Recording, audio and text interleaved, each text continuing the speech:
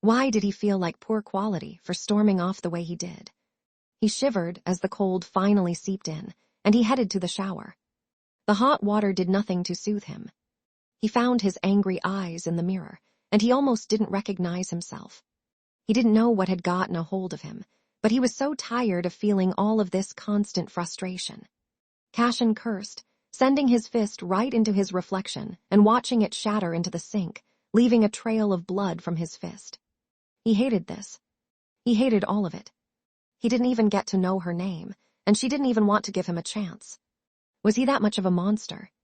He left the mess, going to the kitchen to rinse the blood that was running down his arm. He winced, finally feeling the effects of that stupid decision.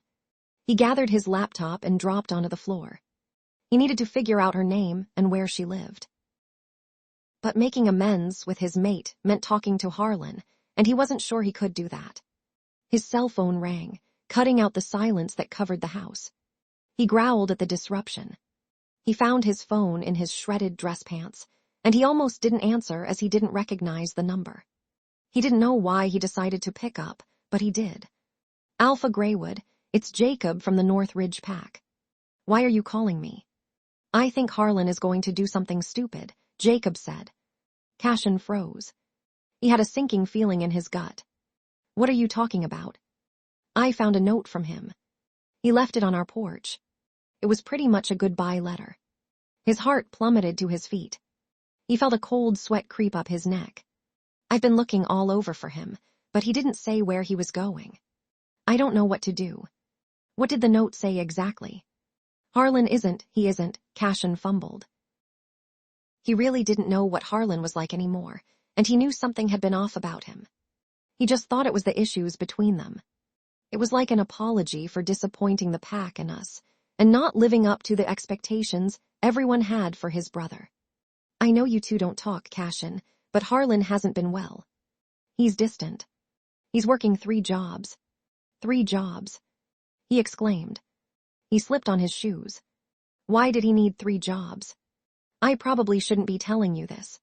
I was just hoping you would know of some place he used to like to go. Cashin rushed out of his house. He knew exactly the place, and it wasn't good. I know the place. I'll deal with it. I'll talk to him. Are you sure? I don't think that's a good idea. I'll deal with it, Cashin snapped before hanging up. He shifted into his wolf, taking off into the trees. He didn't feel the cold wind this time, even though the sun had long since disappeared. His heart was hammering in his chest. It felt like it took him forever to reach the cliffsides that bordered the northern end of Harlan's territory. It used to be their hidden spot. As kids, they would line up their patrol times so they could spend a few minutes together.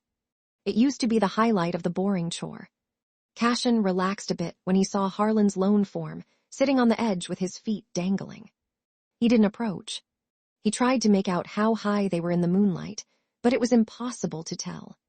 He assumed the drop was steep, definitely unsurvivable. What are you doing here, Cashin? Harlan asked. He wasn't wearing a jacket. Cashin shivered. He had to be freezing.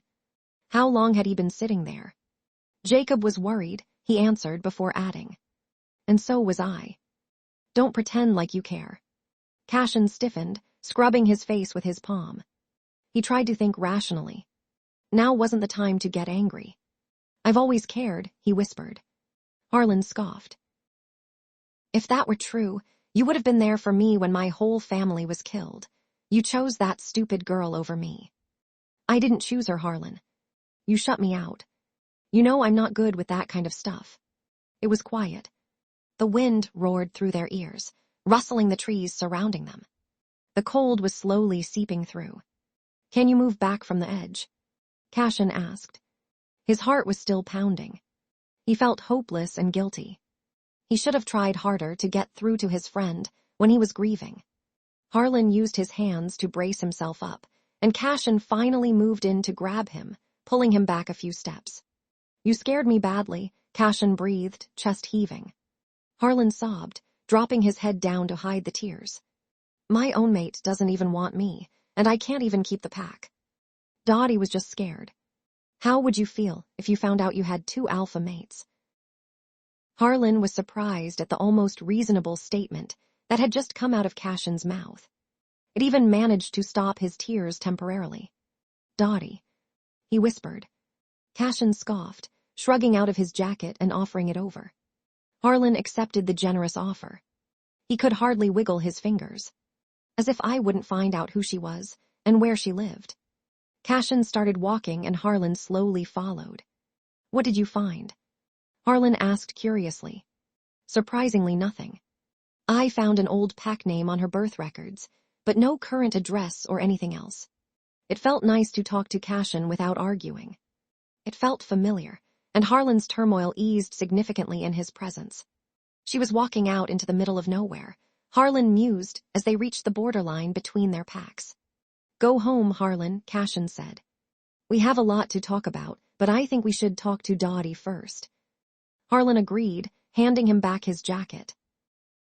Cashin shifted, disappearing into the darkness. Harlan met Cashin in town the next afternoon. "I don't have a lot of time," Harlan told Cashin, who nodded. "I don't think she will want much to do with us today," Cashin mumbled as they walked the path that they had followed their mate down last time. "I don't even know how we will find her. There aren't any houses in this part of the woods, from what I can remember." It was quiet as they walked. The tension was still there, but it didn't feel as abrasive, just uncomfortable. It felt like they could finally say what they needed to. "Did you have Jacob watch over me last night?" Harlan asked after a few moments. "Of course I did." "You didn't need to be alone," Cashin said simply. Harlan zipped his coat up higher with sigh. After yesterday's situation, he really didn't want to confront his mate again. It wasn't like those thoughts from the night before just magically went away. He just had a better grip on them today. Talking to Cashin helped, but Harlan still had so much to say to him, and he didn't know how to start. "I don't smell her wolf," Harlan said. "Neither do I, but that's probably from all this snow," Cashin said. They slowed their pace. Cashin paused in his tracks. "Do you smell that?" Harlan sniffed. "Campfire or something." They followed the scent to a rundown cabin that looked like the wind could topple over. Cashin's frown deepened and he knocked on the door. Dotty answered the door, and Harlan took a moment to appreciate her beauty. She was simply stunning with her long hair braided over her shoulder. "What are you doing here?" she asked, gesturing them in from the cold. The two men kicked off their wet boots, stepping into the warmth. It was surprisingly cozy, if not a little rustic. There wasn't much, just a bed and a square dining room table, and the stove that kept the place heated. "We're ready to talk, if you'll let us," Cashin said. She frowned, thinking it over. Her eyes cast it onto Harlan, who shifted his feet under her gaze. "What happened to you?" she whispered, going over to him. She placed a hand on his face, the first time he felt her touch. Her hand was soft and warm. He wanted to cry from the feeling of comfort it gave him. "What do you mean?" he whispered back, trying to stay perfectly still to not disturb the moment. "You look so haunted today," she admitted. "Is it because of what I said? I'm sorry about yesterday. It's a lot to process." "It wasn't you," Harlan said, and he almost laughed when she spun around to give an accusatory glare at Cashin. "It wasn't him, either. It was a lot of things all at once." She nodded, giving Cashin a pretty smile as an apology. He was watching her intensely, his eyes never wavering. "I think I got too hasty yesterday. I'd be willing to get to know you both, if we can come to an agreement about how this would work." "Your reaction was understandable," Dotty, Cashin rumbled. "We all needed time to process and consider what we have to lose." He finally looked at Harlan, who nodded in agreement. She didn't seem surprised that they knew her name. She did wonder what else they knew about her, though. They sat around her table, and the two guys looked around curiously. "There's no kitchen," Harlan observed. Dotty shrugged. "There's no electric or water, so there's no point." "Then what do you eat?" Cashin asked. "I get food in town. Sometimes I'll let my wolf hunt. Our packs border this land. Our grandfathers thought the town would grow and would need the space. That's why it was never claimed," Cashin said. Dotty seemed unimpressed by the information, but it was because she knew they were stalling from the real conversation. "I don't want to be passed around like some toy," she started. Even if you two aren't mates, you need to enjoy spending time together and be comfortable living together. I don't want this tension every day of my life, waiting to see which one of you is going to blow up next. I don't know what you expect from us, Dotty, Cashin said. We both have packs, and it's important for us to be on our land if we were needed. Is there a good spot between both we could put a house? Harlan spoke up. There is a house up near the cliffs where we were last night. It's been abandoned for years, but it would be an equal distance for both of us to get to our packs. Cashin gave a sigh. Are we annoying you? Dotty snapped. If this is too big of an inconvenience, then you can leave. Cashin was surprised at her ability to push back at him so easily. It's not that, Dot, he defended, reaching for her hand over the table. She clasped their fingers. I know the place he's talking about, and it's going to take a lot of work to fix up. Dotty said nothing, and he knew she was already sold on the place. But Harlan is right. It is really close for the both of us, and it would be a good place for us to start building a life together. She smiled. I have to go to work, Harlan said, standing up. Cashin and Dotty stood too. How about we bring dinner over tonight? Cashin asked. That sounds good, she said, glancing at Harlan expectantly. I work tonight too, but I'll try to join, Harlan said. It was only Cashin who came with dinner a few hours later. He brought food from his pack house that looked way better than the stuff Dotty would get at the diner in town. They sat on her bed, leaning against the wall. Harlan works a lot, she commented. He works jobs other than his duties. I'm not really sure why. Dotty took another forkful of chicken. I thought he just meant his alpha duties. He's working other jobs, as in plural. He nodded. Mechanic shop and bartender. Geez, Dotty mumbled. No wonder he was so exhausted. She wondered through the different possibilities of why he would need to do so, but fell short. She wasn't going to ask Cashin, though. She wanted to learn about Harlan through Harlan, not Cashin. How come you're out here all by yourself? He asked curiously. She shrugged. I had a bad experience with the pack I grew up in. I'd rather be on my own. You just gained your independence, and you're afraid that you're going to lose it, he concluded. His words were soft, and she appreciated seeing his gentler side. He and Harlan both had issues, and they both expressed it so extremely. Him through anger, and Harlan seemed to just become a shell. The thing was, she didn't want to be their therapist, and that scared her just as much as being mates to alphas. She wasn't sure she could even handle her own emotions sometimes. How could she do so for two others? She folded her legs, tucking them underneath her, and she twisted so she was sitting sideways, facing the handsome man. Partly she whispered. There was a knock on the door, and Harlan poked his head in. Hi, he greeted. Dotty gestured him in, shivering as she got a feel for the chilly temperature outside. Hi, Harlan. Did you have a break? Yes, about an hour, he said, dragging a chair closer to the bed. Is it okay that I dropped by? Dotty smiled. Of course it is. Cashin offered Harlan his own container of dinner. He accepted it gratefully. Can I ask why you work these other jobs? She asked. Harlan shifted in his chair with a sigh. The pack needs the money. The pack. Cashin leaned closer. You're not even keeping the money. I can't. Why does the pack need the money? Cashin pushed. Why do you think? Harlan snapped. We're broke because I'm a terrible alpha. Cashin let out a low growl. Harlan, Dotty soothed quietly. Just because things happen doesn't mean you're a bad leader.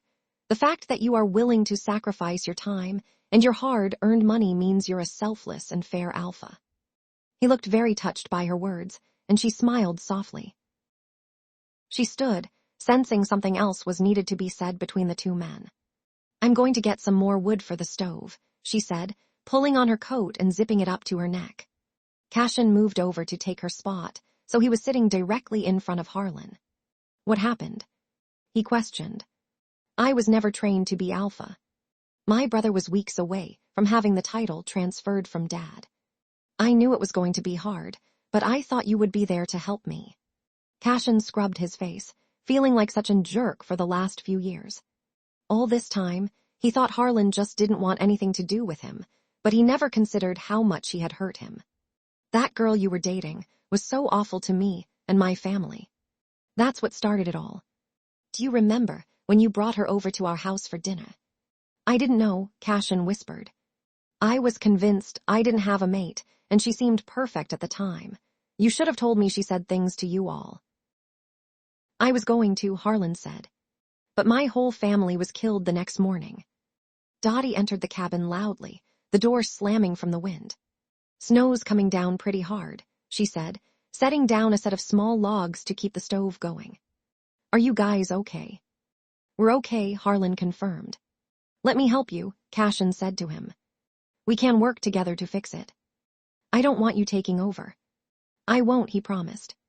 Harlan stood, and Dotty shuffled closer to them. Be safe going back to work, she said hesitantly. Harlan gave a gentle smile, reaching out to her. She stepped into his embrace, wrapping her arms tightly around his back.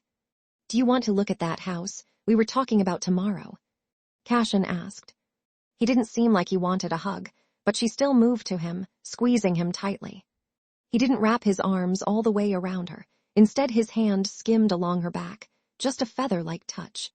He seemed unsure of the affection. That sounds good to me. Harlan. Harlan nodded, already looking forward to seeing her again. The abandoned house was beyond charming, even with how depleted it was. It was set in a field with a cute fence. The large porch wrapped all the way around, and there were so many windows. Dotty was instantly in love. The steps to the front door creaked under her weight. The family that built it ended up changing packs before they could move in, Cashin said. I don't think they quite finished the inside, which probably works out for us since we won't have to deal with that big of a mess. And we can make it our own, Harlan chimed in. Hope you guys have some contractor friends, Dotty said as they stepped inside.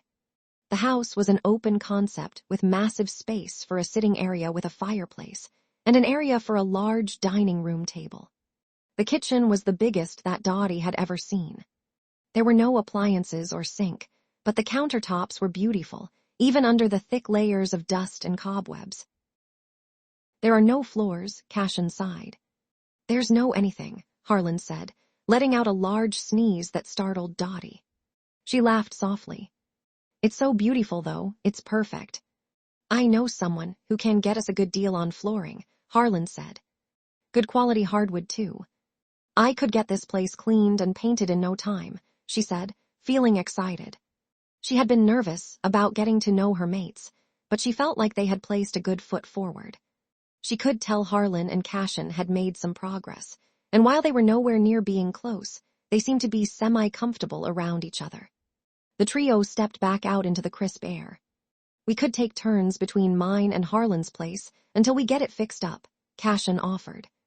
I live in the pack house, Harlan said quietly.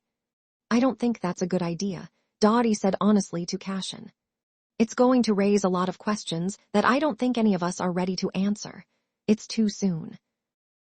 He was angry with her response, she could tell that much. You expect us to hide away with you in your rundown cabin that has no electricity or water. His voice was low, his brows furrowed deeply, but she wasn't afraid of him. Did you even consider how your pack will react to Harlan being on your land? If your views were so skewed, I imagine that everyone else's are the same. How do you think that will make him feel, Cashin? She snapped. Cashin turned away to let out a snarl. It's all right, Harlan said, trying to mediate, but Dotty was fired up. It's not all right, she huffed, pulled her hat lower over her ears. Her cheeks burned from the wind. Both of you say you want this to work out, but this is way bigger than just the two of you. If you really wanted me as your mate and to live in this house, you would do something about it. I've lived in the town long enough to know there's more than just animosity between your packs. Cashin growled, shifting into his beautiful wolf and taking off into the trees. Dotty let out a frustrated growl of her own. Harlan's hand skimmed her back. He knows you're right. He's always had trouble controlling his anger. I'll talk to him, I promise. For now, let's get you out of this cold. He drove her back to the cabin. It was quiet, a bit awkward. I know that my people expected more from our neighbors when my family was killed. Everybody lost family that day, and I know they assumed Greywood would help us get back on our feet. Most hold resentment because of that. Dotty sighed. You both have some work to do. I'll clean up the mess of the house while you two fix your own mess. Harlan nodded. I'm excited and grateful to have you as my mate, Dotty, and so is Cashin. Don't ever doubt that for a second. We just have to work out the kinks. There's a lot of them, she said lightly, finally cracking a smile. His expression relaxed. He rolled his eyes playfully. She moved to open the door, but he grabbed her arm gently. Give us a few days, all right? Don't give up on us, he whispered. I'm not going anywhere, she promised. The cabin was freezing and dark when she stepped in. She was so frustrated. It had been such a good day. Cashin's anger didn't bother her. It was the fact that he ran away when she was trying to talk to him. How were they going to accomplish anything if he didn't listen? All three of them had a temper, and it was going to be difficult for her to remain level-headed. Something they didn't seem to understand was, if they didn't present themselves as a united front, she would be ridiculed. She already doubted her abilities to be a leader, standing alongside two strong alphas. She couldn't handle being criticized on top of all of it. Harlan hadn't been on Greywood Pack land since the alphas meeting last year, and Dotty was right. He could hear people whispering, feel the stares. They all thought poorly of him, and he knew his pack was the same way towards them. He went into Cashin's house, a flood of nostalgic memories smacking him right in the face. His heart ached. He longed to be 16 again, with nothing to lose and the world on his side. He shook his head, clearing the thought. He found Cashin in the basement, beating the hell out of an old punching bag. It really bothered Dotty when you left, he said, crossing his arms over his chest. It was stupid, he sighed, relaxing his frame. He picked up his t-shirt from the ground, pulling it over his heaving chest. I wasn't thinking. She's right, though. I'm not so sure my pack would be entirely open to you being around at this moment. Mine too, Harlan admitted softly. Imagine Dotty being a female with two males. It's never been heard of, having two mates. We're going to have to be so proactive to make sure no one says anything derogatory about her. I know, he agreed. That's why I think I have a solution. We should combine packs.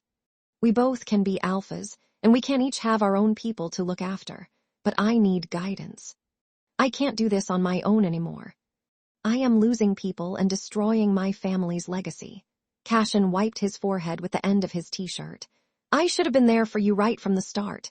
If we promote coming together, we can disband some of the rumors we've caused, Harlan finished. Cashin went to the stairs, and Harlan followed him up to the kitchen. He poured himself a glass of water. Sliding some orange juice Harlan's way, Harlan felt his heart thud in his chest. You remembered. Don't get overly emotional. It's always been your favorite drink. And you used to drink the whole half-gallon straight from the bottle. That's gross. Cashin took a seat across from him. Harlan let out a gentle laugh at the memory. Cashin sighed. You've always been the one to keep my anger at bay. I know it's hard to believe, but my wolf is calm around you. And over the past few years, I'm not sure I've been the most reasonable alpha out there. I think combining would help me re-establish a relationship with my people. I also think that it would legitimize our relationship with Dotty, too, Harlan added. We could take that patch of land that our new home is sitting on and finally claim it, creating a massive territory. We can create a contract for our each individual parts of land. Some people won't be happy. You can't please everyone, Harlan. Cashin said, we can help the ones that want to leave relocate with a different pack. Harlan nodded in agreement. They decided that the next step was to get their betas involved, and then they would plan an announcement ceremony. Not only would they announce the combining of the packs, hopefully they would introduce Dotty informally as well, if that's what she chose. Harlan and Cashin were working in the office of Cashin's home, trying to expedite things quickly so they could move forward. I never thought I would have a mate, Cashin said randomly into the silence. Harlan lowered the lid to his laptop to give him his attention. I know, Harlan whispered. Everyone assumed the bond was severed when you were born without family, like some kind of curse. I don't know why we ever believed it. Because everyone else did, even your parents. It's an old legend. An alpha orphan at birth will be cursed with no mate. I guess curses can be broken, Harlan offered thoughtfully. Dotty is a true gift from our goddess. If only I could stop screwing it up, Cashin frowned. You can't expect your anger to magically dissolve, Harlan whispered. You just need to learn how to manage it, just like I am learning how to accept help. I don't want to work 3 jobs anymore. I deserve to spend time with our mate. You do deserve it, Cashin said, softening his voice to match Harlan's. You've been through 3 lifetimes worth of difficulties, and I am so sorry that I was a terrible friend. I could have done better. I shouldn't have cut off the connection. I know my parents treated you like their own. You were my brother, Cashin. We should have supported each other through the loss, and I am sorry that I left you to deal with it on your own. Cashin moved from his desk to the couch, dropping next to Harlan. I abandoned you when you needed me the most, but now we have Dotty and each other, and we're going to be stronger than ever. Dotty worked in the house from top to bottom. She scrubbed everything, removing all layers of dust and grime and cobwebs. It was soothing to put her mind to work. The only downside was the house was freezing. The HVAC system was definitely shot after sitting unused for so many years. Luckily, she was a pro at making fires in the fireplace. It did nothing to warm the concrete floors that froze her toes, even in her boots. It had been 2 days since she had heard from her mates. She took that as a good sign. Hopefully they figured something out. They all had been through awful things, and she couldn't be upset when all of their lives had changed so quickly. It was expected that they would be together forever, that they were soulmates, and that type of change wouldn't happen over just a few hours. It was a lot to process. It was hard to be open and vulnerable when she had gotten so used to dealing with things all on her own, and she knew her 2 alphas were the very same way. Knock, knock, Harlan called, stepping into the house with Cashin behind him. She smiled, eager to see them. She abandoned her rag on the kitchen island. There's our pretty mate, Harlan cooed, pulling her into his embrace. He looked refreshed today. Honestly, the most alive she had seen him since they met. He was so handsome when he was smiling. He released her, and she moved to Cashin, wrapping her arms around his back. I'm sorry, he said sincerely, rubbing her back. I'm not mad. Her voice was muffled by his chest. It was so comforting to be in their presence. It looks great in here, Harlan complimented. I haven't done much down here, she giggled. I've mostly been upstairs.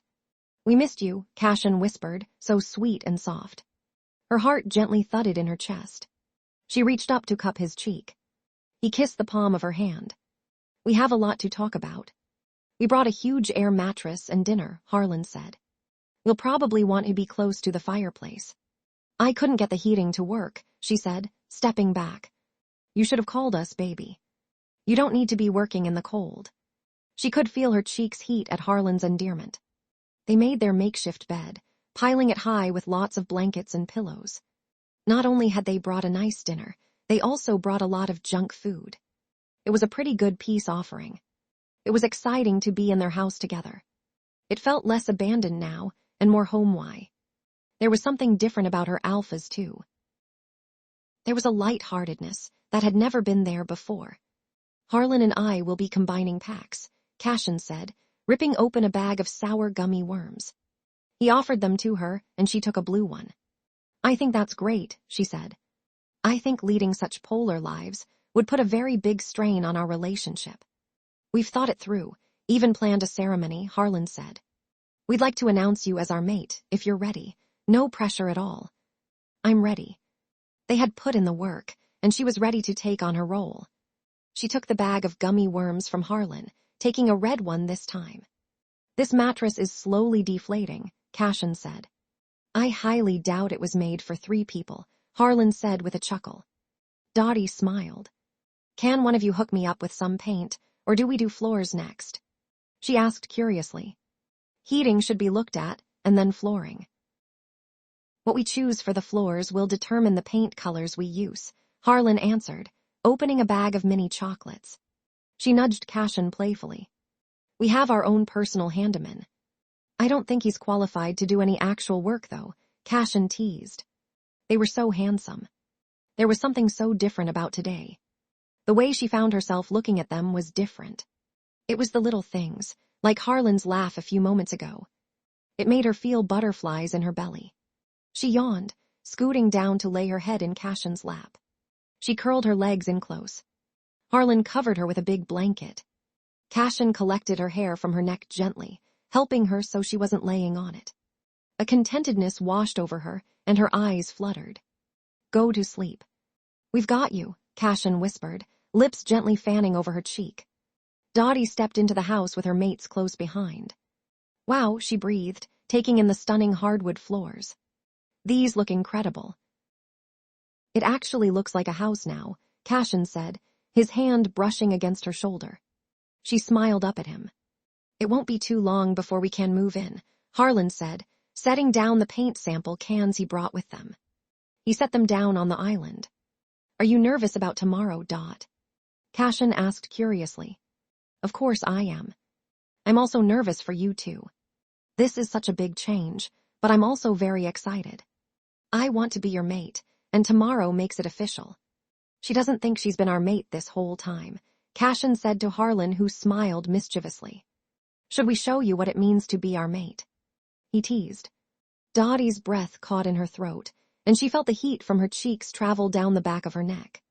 "Are we going to try out the paint or not?" she mumbled, flustered under their gaze. Cashin gave a soft chuckle, nuzzling her cheek with his, before stepping out of her space. She eyed him a bit skeptically. Did her growly mate just laugh? "The one that is more white is kind of harsh," she said, looking at the different swatches that Harlan had made on the wall. "I agree," Cashin said. "I like the lighter gray against the color of the hardwood." "I'm good with that," Harlan agreed. Dotty thought the same way, and was happy that it didn't take long to choose paint. "We hope you don't mind, but we got something for you," Harlan said, turning towards her. He told her to stay put, going out to his truck. She turned to Cashin, who looked at her without any change of expression, and she knew she couldn't get anything out of him. Harlan came back with a large box. The trio dropped onto the floor in a circle. "It's going to be freezing tomorrow during the announcement," Harlan said. He offered her the box. "It's from Cashin and me." Her heart pounded in her chest. Just the gesture of them thinking of her made her feel giddy and cared for. She pulled at the red ribbon until it came loose. She pulled the lid off and the crinkly tissue paper back to reveal a beautiful buttoned, teddy-lined coat. She let out a gentle gasp, pulling the softness out, holding it against her frame. She was speechless. "You guys," she whispered, trying to blink away the tears she felt forming. "This is beautiful, thank you." Cashin turned her face towards his, using the pad of his thumb to dry away at her cheeks. He pressed his lips to her forehead. "I've never gotten a gift before," she admitted. "Never," Harlan whispered, hoping to encourage her to continue. Dotty set the jacket back in the box. She felt so safe in their little bubble, and suddenly she wanted to tell them everything and anything about her. Never had she been so comfortable enough to be able to confide in someone. It was liberating. She dried her own cheeks with a sniffle. "My parents couldn't have cared less," she admitted. "The alpha of my original pack was almost 20 years older than me." He somehow was convinced that I would be his mate. "I was only 16, Cashin growled lowly. "That's ridiculous. My parents were overjoyed to have the status and were willing to give me over, even though it was so wrong. That's why I left." Harlan reached for her, lifting her up into his lap. She wrapped her legs and arms around his back.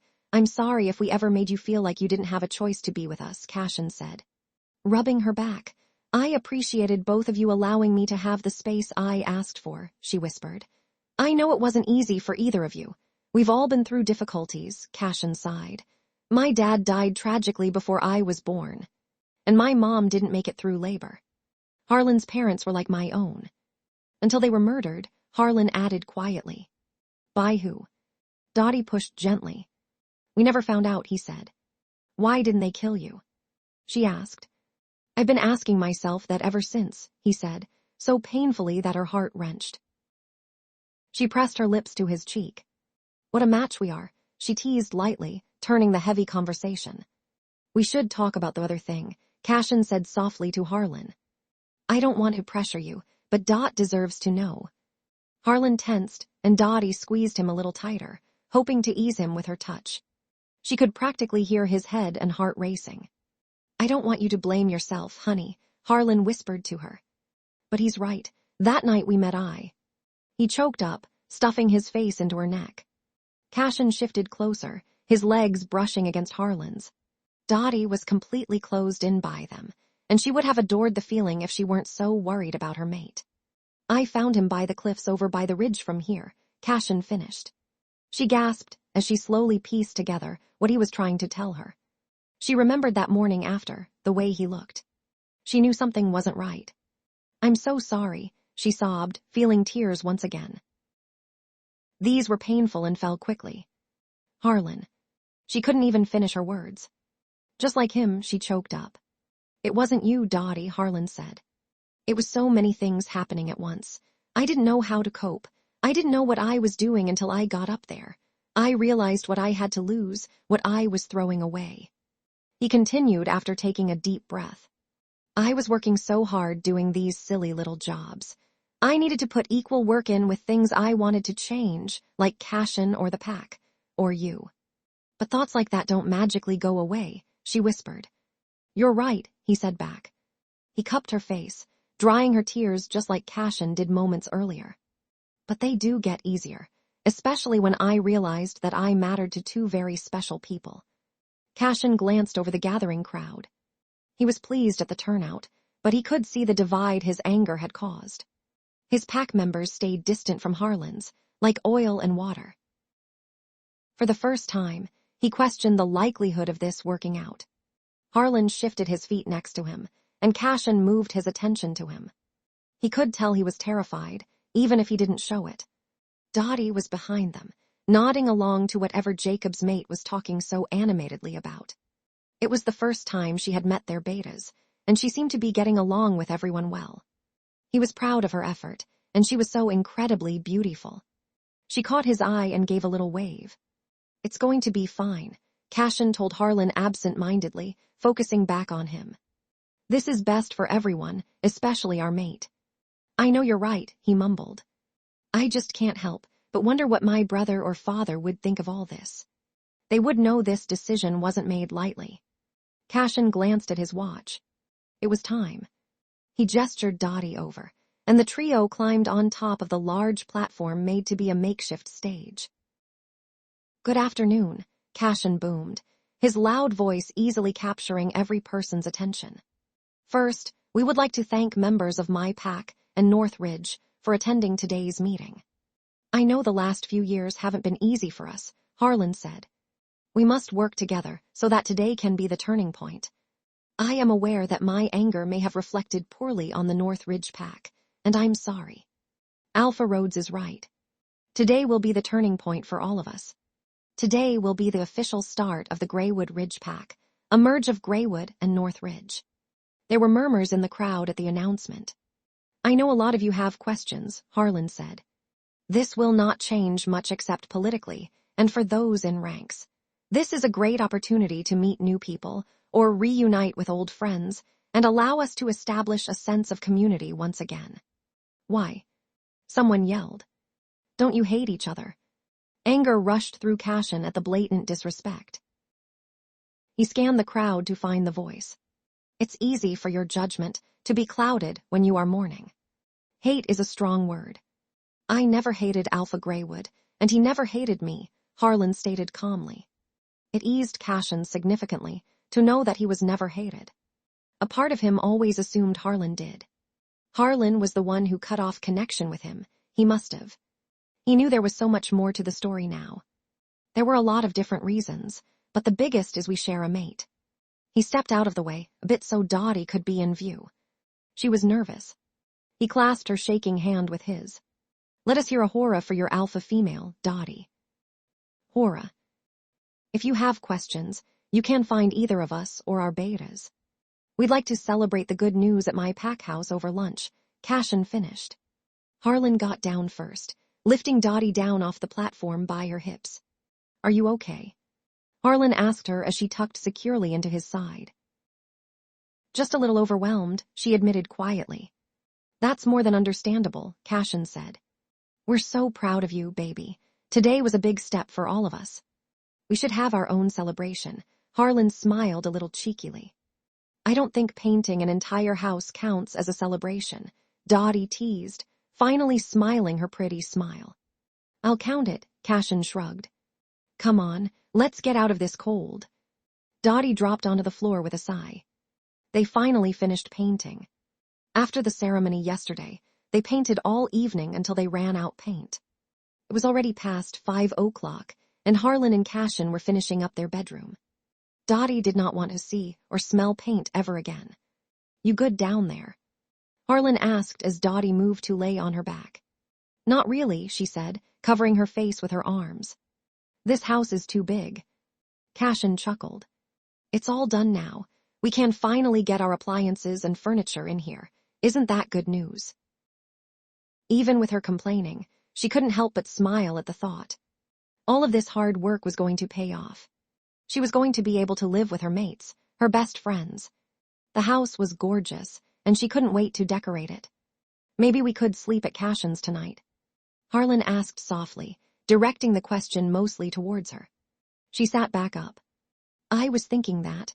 I was a little afraid to ask. I know that Cashin dropped down next to her. You shouldn't be afraid to ask us anything. You were right last time about the pack not being welcoming to Harlan, but we've made efforts to correct the issue. It's okay to change your mind if that's what you want. She nodded. We could cook dinner together, Cashin said. I think I have steaks. Sounds good to me, Harlan agreed, finally finishing the last wall. He was almost positive his arms were going to fall off. You could look around and see what furniture you wanted to keep, or if you want to get everything new, Cashin nudged her, before helping Harlan clean up their mess of brushes and trays. It turns out that Cashin could cook amazing food. It was a little strange to be in his home, to be together with her two alphas. It made their relationship feel more legitimate to her. Not that publicly claiming her didn't, but this felt more intimate. This stirred emotions that she thought she would never feel for another person, let alone two. The truth was, she was falling hard and fast for them. She could say that confidently now, that they were able to work through some of their issues. I don't think I knew that you could cook, Harlan said to Cashin. They were sitting at the table together. I guess I didn't know either. Your parents always fed me. Both your mom and dad could cook. Dotty asked curiously. My mom, yes. My dad was the grill master. Harlan gave a solemn smile, clearly reliving some nostalgic memories. I would have loved to have met them, she whispered. Me too, he said, just as soft. She reached for his hand, and he laced their fingers together. Is there something of theirs that we could put up at our house? She questioned. Harlan frowned. I don't think so. I can remember a painting your mom had in the dining room Cashin started. Forget it, Harlan snapped, pulling away from Dotty and dropping his fork onto his plate loudly. I shouldn't have pushed, Dotty said apologetically, standing up with a sigh. The mood felt sour now, and she knew it was her fault. She just wanted to get to know the things and the people that made up Harlan, and she knew he adored his family. It was a sensitive subject. She should have known better. She gathered her dishes, placing them in the dishwasher while the two men finished eating. She packed up the leftovers and wiped down the counters. Do you mind if I shower? I'd like to try to get some of this paint off, she asked Cashin. Of course not. It's upstairs, first door on the right, Cashin said, standing up with his plate. We'll be up soon. Let me know if you need help finding the towels or anything. She nodded, offering a tiny smile before turning around the corner. When he heard her upstairs, he went back to the table. Harlan, he scolded. Don't be hypocritical, he said, still a sharpness to his voice. I'm not, Cashin whispered. She thinks it's her fault, that's all. I haven't been back to that house since that night, Harlan admitted. Some pack members said they got it cleaned up, but I don't know how they could have. He continued. I hardly remember anything after you left that night. I woke up midday with a pounding headache, and I made my way downstairs, and all three of them. Okay, Cashin soothed, placing his hand supportively on his shoulder. Harlan, that sounds like you were drugged. I don't know why I didn't hear anything or wake up. It was like 2 p.m. They had been dead for hours. Maybe if I woke up on time, he choked down a sob, shoving his plate away from him. How could I have been drugged, Cashin? I was with you and my family the whole night. He stood up, dropping his plate into the sink, taking a minute to dry any tears that escaped. I don't want to talk about this anymore. Dotty was already fast asleep in Cashin's bed when they got upstairs. She looked so small and delicate, and she smelled like his soap, which pleased him greatly. Harlan took one side, and Cashin on the other, with Dotty tucked safely between them. Harlan stirred when he felt the bed shifting. He struggled to open his eyes, and when he did finally get them open, he realized Dotty wasn't in bed with them. Immediately, he was wide awake. Did she leave? Was she that upset about earlier? He should have apologized before she went to get ready for bed. He went down the stairs, hoping to hear movement, but all was quiet. He was surprised to find her sleeping on the large couch, wrapped tightly in a heavy blanket. He joined her, tangling his limbs tightly around hers. What are you doing? She mumbled groggily. He rewrapped them in the blanket. Why did you leave? He whispered back. I was thirsty and didn't want to go back up the stairs. Harlan chuckled, nuzzling his face with her as she tucked herself into his neck. She was almost instantly back to sleep, and so was he. Cashin was also very confused, waking up completely alone. It was totally unfair. Why were they on the couch? He wanted to join them, but he needed to get ready for work, and so did Harlan. He didn't have the heart to wake them after last night. He turned the TV on softly, hoping that would gradually wake them up instead. He was in the mood for some breakfast, so after a quick shower, he started on some bacon. He heard someone stir, and he glanced up to find Dotty making her way over. She tucked into his side, and he kissed her forehead. Morning, sleepyhead, he said. She smiled. How'd you end up down here? She shrugged. Got a drink and just felt like going right back to sleep. I guess Harlan followed. I hope you know that he didn't mean to snap. Cashin released her so he could flip the bacon. I know it's a sensitive topic, she whispered. I'm proud of you for holding back your own temper. I know that couldn't have been easy. It's gotten a lot easier, actually, Cashin admitted, pulling her back into his arms. Because now, I have nothing to be angry for. I have a beautiful mate, and my best friend is talking to me again. Everything feels right. She couldn't resist, not when he was being so sweet and sincere. She leaned up on her toes, cupping his cheek with her hand, and pressing her lips to his. Dotty was so soft against him. Cashin placed his hand on the back of her head gently, deepening their kiss. She made a cute little hum that warmed him inside out. So sweet, he mumbled, giving her one last peck before releasing her. So unfair, Harlan said behind them. Don't start with me about unfair, Cashin said with a dramatic roll of his eyes. I'm the one that woke up in a freezing bed, confused as hell. I would have thought that you would enjoy having the bed to yourself, since you take up the most room, Dotty chimed in playfully. Cashin reached for her like he was going to tickle her, and she jumped back with a spill of laughter. She moved to Harlan, who wrapped her up protectively by his side. Harlan seemed lost in thought, unfazed by their goofing off. She placed her hand on his chest. Is everything okay? Did you not sleep well? She asked. She reached up to touch his forehead, but he didn't feel feverish. He brushed away her hand gently. I've been thinking a lot about last night, he said. I'm sorry for getting hasty. I didn't mean to take it out on you. You don't have to apologize for having boundaries, she eased. That's not what's bothering me, though. He ran his hand gently across her cheek before pulling away from her. Cashin, what you said about me being drugged that night. That girl you brought over, Amy, she was there. Oh, wow, Cashin said, looking wide-eyed and almost fearful. The look made Dotty uneasy. A chill ran down her spine. You're right. We shouldn't jump to conclusions, Harlan whispered. No, but she was the only outsider that night, and you told me she was making weird comments to you and your family. Cashin plated their breakfast, and they moved to the table. Who was Amy? Dotty asked curiously as she chewed on her bacon. You know the curse orphaned alphas have. Cashin passed the orange juice to Harlan, who filled his glass to the brim. They're cursed without a mate. It's just a story, though. I believed it was true. Everyone else had their mate, and I didn't. How did you meet her? Dotty questioned. Cashin thought back, but he couldn't remember. I don't know. What? Harlan asked, voice raising. He was panicked, but not angry.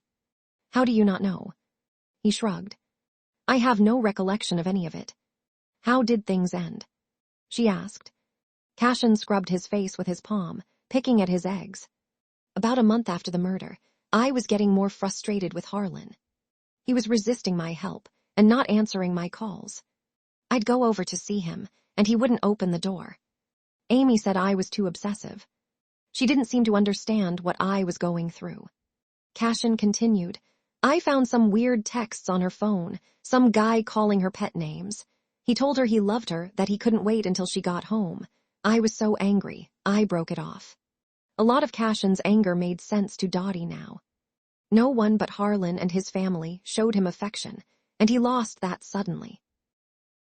And then to find out the girl he was seeing was cheating on him, Dotty was heartbroken for him. She was heartbroken for both of her mates. I know you don't want to hear this, Dotty said, speaking to Harlan. But we need to go to your family's house. Cashin might see something linked to Amy that the people who cleaned may not have even noticed. And then what? Harlan said. She could tell he was getting upset again, so she picked up his hand, running her thumb across the back of it. Amy is gone, so what does it even matter? It does matter, Cashin said. It matters because you and your family matter. All of you deserve that peace. We've worked so hard to move on, but things will never be resolved if we don't do this. It was quiet again. All right, Harlan agreed, softer this time. Just give me some time first, okay? Of course, Cashin said. It's your call. Dotty kissed Harlan's cheek. She rubbed his back. She couldn't imagine what he was going through, what he had seen. All of this had to resurface feelings he had suppressed. Her own feelings had changed. When they first met, she disliked the idea of them unloading onto her. Now, she welcomed when either one of her alphas opened up, because she could see the little changes it was making on them. It was a special thing to be a part of. She was more than willing to be patient and understanding, and help ease the pain of their past, so that they all could move on. Harlan was pretty quiet over the next few days. Dotty busied herself, trying to figure out how she wanted things to be laid out in the new house, and she started meeting some of the pack members. She spent some time between both pack houses, with the ladies who cook and clean for pack meals. She didn't realize how much she had missed that sense of community in her life until she started meeting new people. Everyone had been so kind and welcoming towards her. Harlan had decided that he wanted to go into his parents' house for the first time in several years. Dotty couldn't imagine having to come to that decision, to face something so dark and unknown. She was worried for him. She was worried for Cashin, too. He practically grew up as a part of Harlan's family.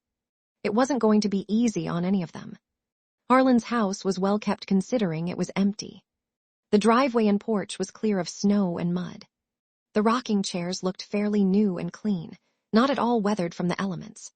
Her alphas looked so haunted. Cashin was the first to enter. The sob of pure anguish that Harlan released felt like someone was twisting on Dotty's heart. She stepped into the house behind them, giving them the space they both needed to process. She heard Cashin whispering something to Harlan, his arms wrapped firmly around him. They both were pretty close to crying, and she looked away, even though she adored the fact that they were showing each other some kind of affection. They needed this. She walked some of the rooms, taking in all of the pictures of Cashin and Harlan, and who she assumed was Harlan's older brother. She stepped closer to her mates when they finally broke apart. I found the three of them here. There was a rug that they removed, Harlan said, his voice rough and thick. The room was spotless, despite a little staining on the hardwood. Dotty would have never been able to tell that it was the site of a horrific crime. To overpower two alphas. Cashin mumbled. I always just assumed they were sleeping and were caught off guard, Harlan said back.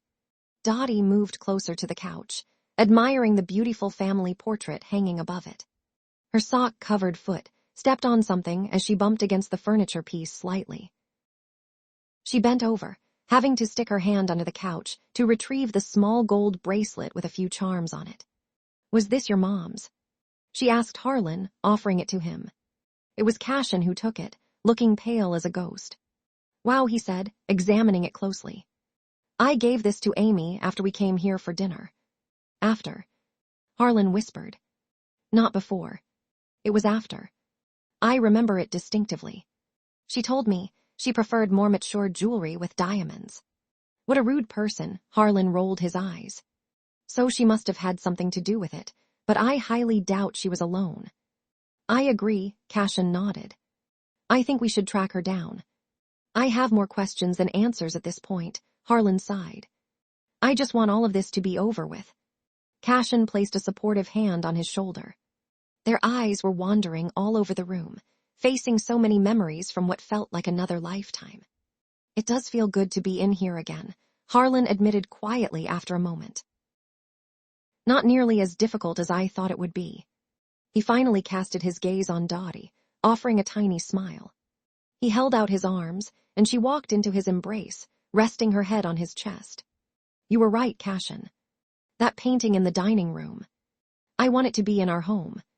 Cashin went to retrieve the painting.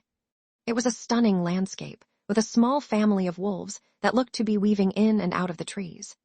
"My mom painted that," Harlan whispered to Dotty. "Wow," she breathed. "It's perfect. I know exactly where it can go." He kissed her cheek before releasing her. "Our appliances got delivered yesterday," Dotty said. "All hooked up and ready to go." Cashin hummed. "I vote we go make some cookies in our new oven." "Our mate has been pretty patient and understanding the last few weeks," Cashin said absently to Harlan. The pair was working in Cashin's pack house office. They usually rotated between offices, trying to keep things fair between both sets of people. "Beyond patient. Our whole relationship that we've built, she's been accommodating to our issues. We got really lucky. We wouldn't even be talking if it weren't for her." Harlan closed his laptop lid, moving closer to his friend. "What are you planning?" Harlan asked curiously. "I want to do something special for her, but I don't know what," Cashin said. "It's going to be freezing all weekend. Even in Wolf, it's been miserable. I don't mind it as much until I have to shift back, and then I'm damp and frozen." Cashin gave Harlan his attention, rolling his chair away from his computer. "I think Dotty would love anything as long as we're doing it together." Cashin agreed. He still wanted to plan a little something, though. It would be good for all of them. He had no leads on the Amy situation. It was so weird that he dated someone he had absolutely no information on. What was he thinking? Or maybe he wasn't. He had been trying to research different drugs that would impact memory, but he had fallen short. Wolves had strong immune systems. They could fight almost anything, so the whole situation was odd. Amy had to have had a plan, and if that were true, what was it? If he tracked her down, would he be bringing in trouble once again? Cashin knew that the murder of Harlan's family was all his fault. He didn't want to put Dotty or Harlan in harm's way. He didn't know what to do. For now, though, he just wanted to enjoy spending time with his mate and Harlan. Speaking of Dotty, she entered the office with a knock and his favorite smile. "Hi," she greeted. She had a tray in her hand that smelled amazing. She brought it closer to reveal a sampling of muffins, cookies, and fresh bread. "There's our sweet angel," Cashin cooed.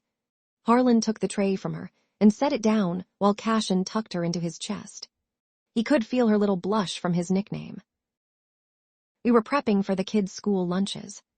I brought you all a snack," she said after a moment. "I can't think of a better snack," Harlan teased, not ready to see her blush disappear. Dotty huffed a bit as she got flustered. "You are teaming up on me. It's not really fair." "Do you want us to show you fair?" Cashin asked, his nose skimming along her cheek until his lips found hers. She made a cute little noise.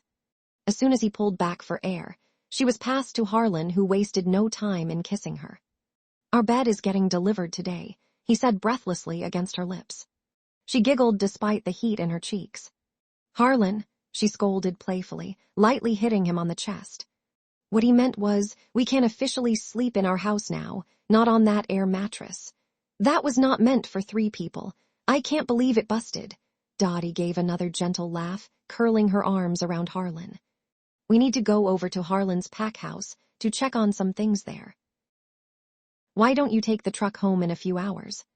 Cashin asked, offering her his keys. Okay, she nodded. I want to finish up at the kitchen and I'll pack up some of the stuff we will need tonight.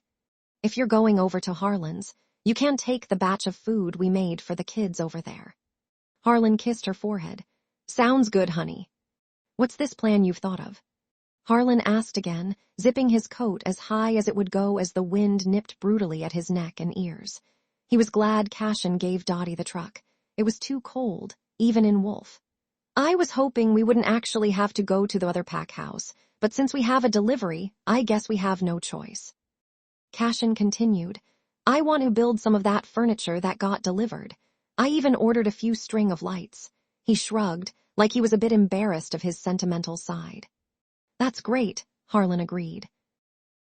She'll be pretty excited when we get some of those massive boxes out the way. I think the couch is in the middle of the dining area. Who knows where the delivery guys dropped the bedroom set at? We've gotten so much work out of the way. I just want to spend the weekend together with no distractions. That sounds good to me. Harlan sighed softly as they finally entered the warmth of his pack house. It's been kind of a difficult past few weeks, and I know that's my fault because of my moodiness. You had every right to be moody, Harlan. You don't have to have on a front all of the time. That's why Dotty and I are here. Cashin and Harlan entered the kitchen, swarmed by the older ladies who made a big fuss about seeing their two boys all grown up and sharing a mate. There was a lot of squeezing cheeks and excited chatter, despite the fact that the two men visited everyone as often as possible. Dotty didn't expect her mates to get home before her, and she didn't expect the fairy-tale twinkly lights that illuminated the whole place. Guys, she called hesitantly, shedding her winter gear. The space had really started coming together, and the fuzzy warmness it made her feel really surprised her. The house felt like home. That was her realization. She felt safe and comfortable, like she could let her guard down and be herself, and everything would be okay. It smelled like her two alphas, and whatever Cashin was cooking. The furniture they had bought, and that had been taken from Cashin's house, was mostly in place, lessening the empty echo from before. Harlan's mother's painting was the first artwork they had put up. It hung in the entryway above the console table that they had set out for their keys. She moved to the kitchen, where she heard someone moving around. There was a lot of noise going on upstairs.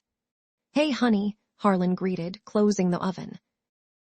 He pulled her close, giving her a gentle kiss. Didn't even hear you come in with all the noise Cashin is making. What's he doing? She asked against his lips. He didn't give her much space to speak, but she wasn't protesting. Putting our bed together. Come on. He took her hand, guiding her upstairs.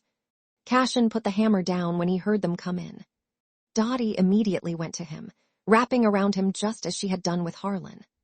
Hey, pretty girl. Cashin smiled a little, kissing the side of her head. What do you think? You've spoiled me, she said, a cute little pout forming.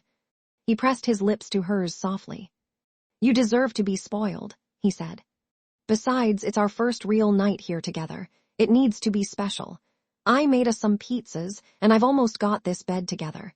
It's been such a pain in the side. Dotty gave a soft laugh, moving to the massive frame that had been built and standing in the center of it. This is huge, she said, extending her arms out to test the distance. It was custom since Cashin takes up so much space, Harlan said. Cashin gave him a little shove.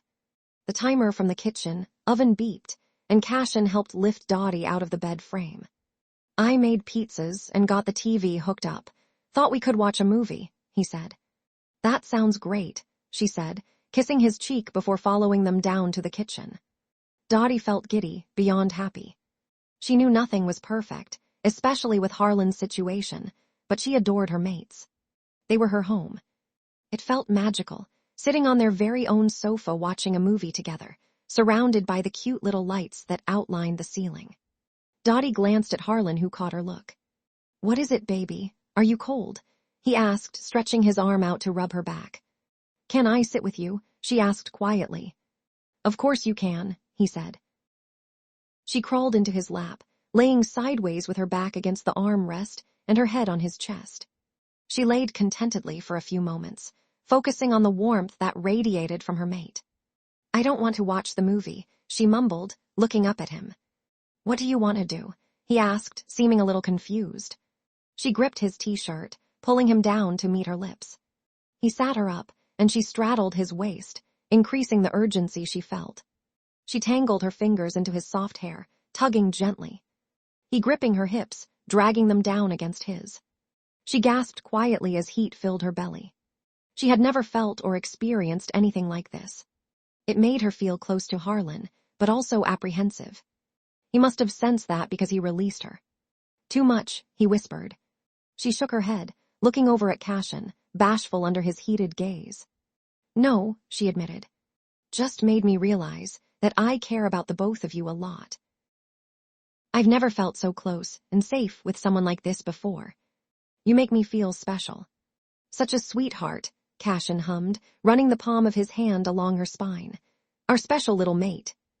"And so incredibly attractive," Harlan said, his voice sweet yet rough as he captured her lips again. Dotty smiled at their compliments. After the trio officially moved into their new home, they fell into a good routine. Cashin and Harlan worked well together, and the pack seemed to be thriving. Money was flowing, and the weather was starting to open up slowly. They had even started on some rough blueprints for a new building, a shared place that was centralized for members who were stretched on both sides. Harlan thought it would be a good idea to have an area for the kids and teens to hang out when it was cold, as well as a large enough dining hall to accommodate all of the pack. Construction wouldn't begin for a while, since Harlan wanted to be able to contribute his own funds. He still had to dig his own side out of the hole a little bit, but with Cashin's help, it would take no time at all. "All right, Harlan. Dotty and I are going in town to pick up some of that artwork she had bought for the bedroom. Are you sure you don't want to come?" Cashin asked. "I'm supposed to have a call with your bank to set up an account with them," Harlan said. "I'll just see you both back at home." "All right," Cashin nodded, pulling on his coat. "Call me if you need anything." Harlan yawned, dropping his phone on his desk loudly. He had been on a call for nearly an hour. He was trying to open a bank account for the pack at the same place as Cashin's just to make their lives easier. It was such a process. He would have preferred to spend the time with his mate. He pulled on his coat. He was finished for the day. He was going to get up extra early to run patrol and help Jacob with training. He tried to do that a few times a week. His phone rang with an unknown number. He huffed a bit, figuring it was someone from the bank, but he answered anyway. "I'm so glad that I get to spend time with just you, Cashin." Was that Dotty? Harlan double-checked the number, but it wasn't Cashin's. "Harlan can be whiny," Cashin answered. "More than whiny," she scoffed. "He's annoying. He has the same problems all the time that he never gets over." Harlan scrubbed his face, dropping into his chair. What the hell was he hearing? How was he listening to them? Maybe a pack member heard them talking badly. Something wasn't right. He dug around in his desk drawer, pulling out a digital recorder. This couldn't possibly be. "I know those depressive episodes are all for attention," Dotty continued. There was some shuffling and crackling on the phone. But Harlan still heard the most painful part. "I wish I only had you as my mate." He muffled the involuntary sob with his palm, hanging up the call. He could feel the pounding in his chest and the pressure of tears behind his eyes. The two people he thought loved him. The only two people. There was no explanation for what he heard. His heart had been shattered. He left the office, climbing into his truck, dropping his head onto the steering wheel. He was so conflicted. He was certain that Dotty and Cashin loved him. He felt it. He dialed Cashin's number, waiting anxiously for it to ring, but it never did. It went straight to voicemail. The last thing he wanted was to go home. He needed to confront them, though. He needed answers. Cashin and Dotty arrived home shortly after he did. The pair found Harlan sitting at the kitchen island. "Why didn't you answer your phone?" Harlan asked, smearing his tears with his palm. "Harlan," Dotty fretted, reaching for him, but he pulled away. She frowned. "Why are you crying? What happened?"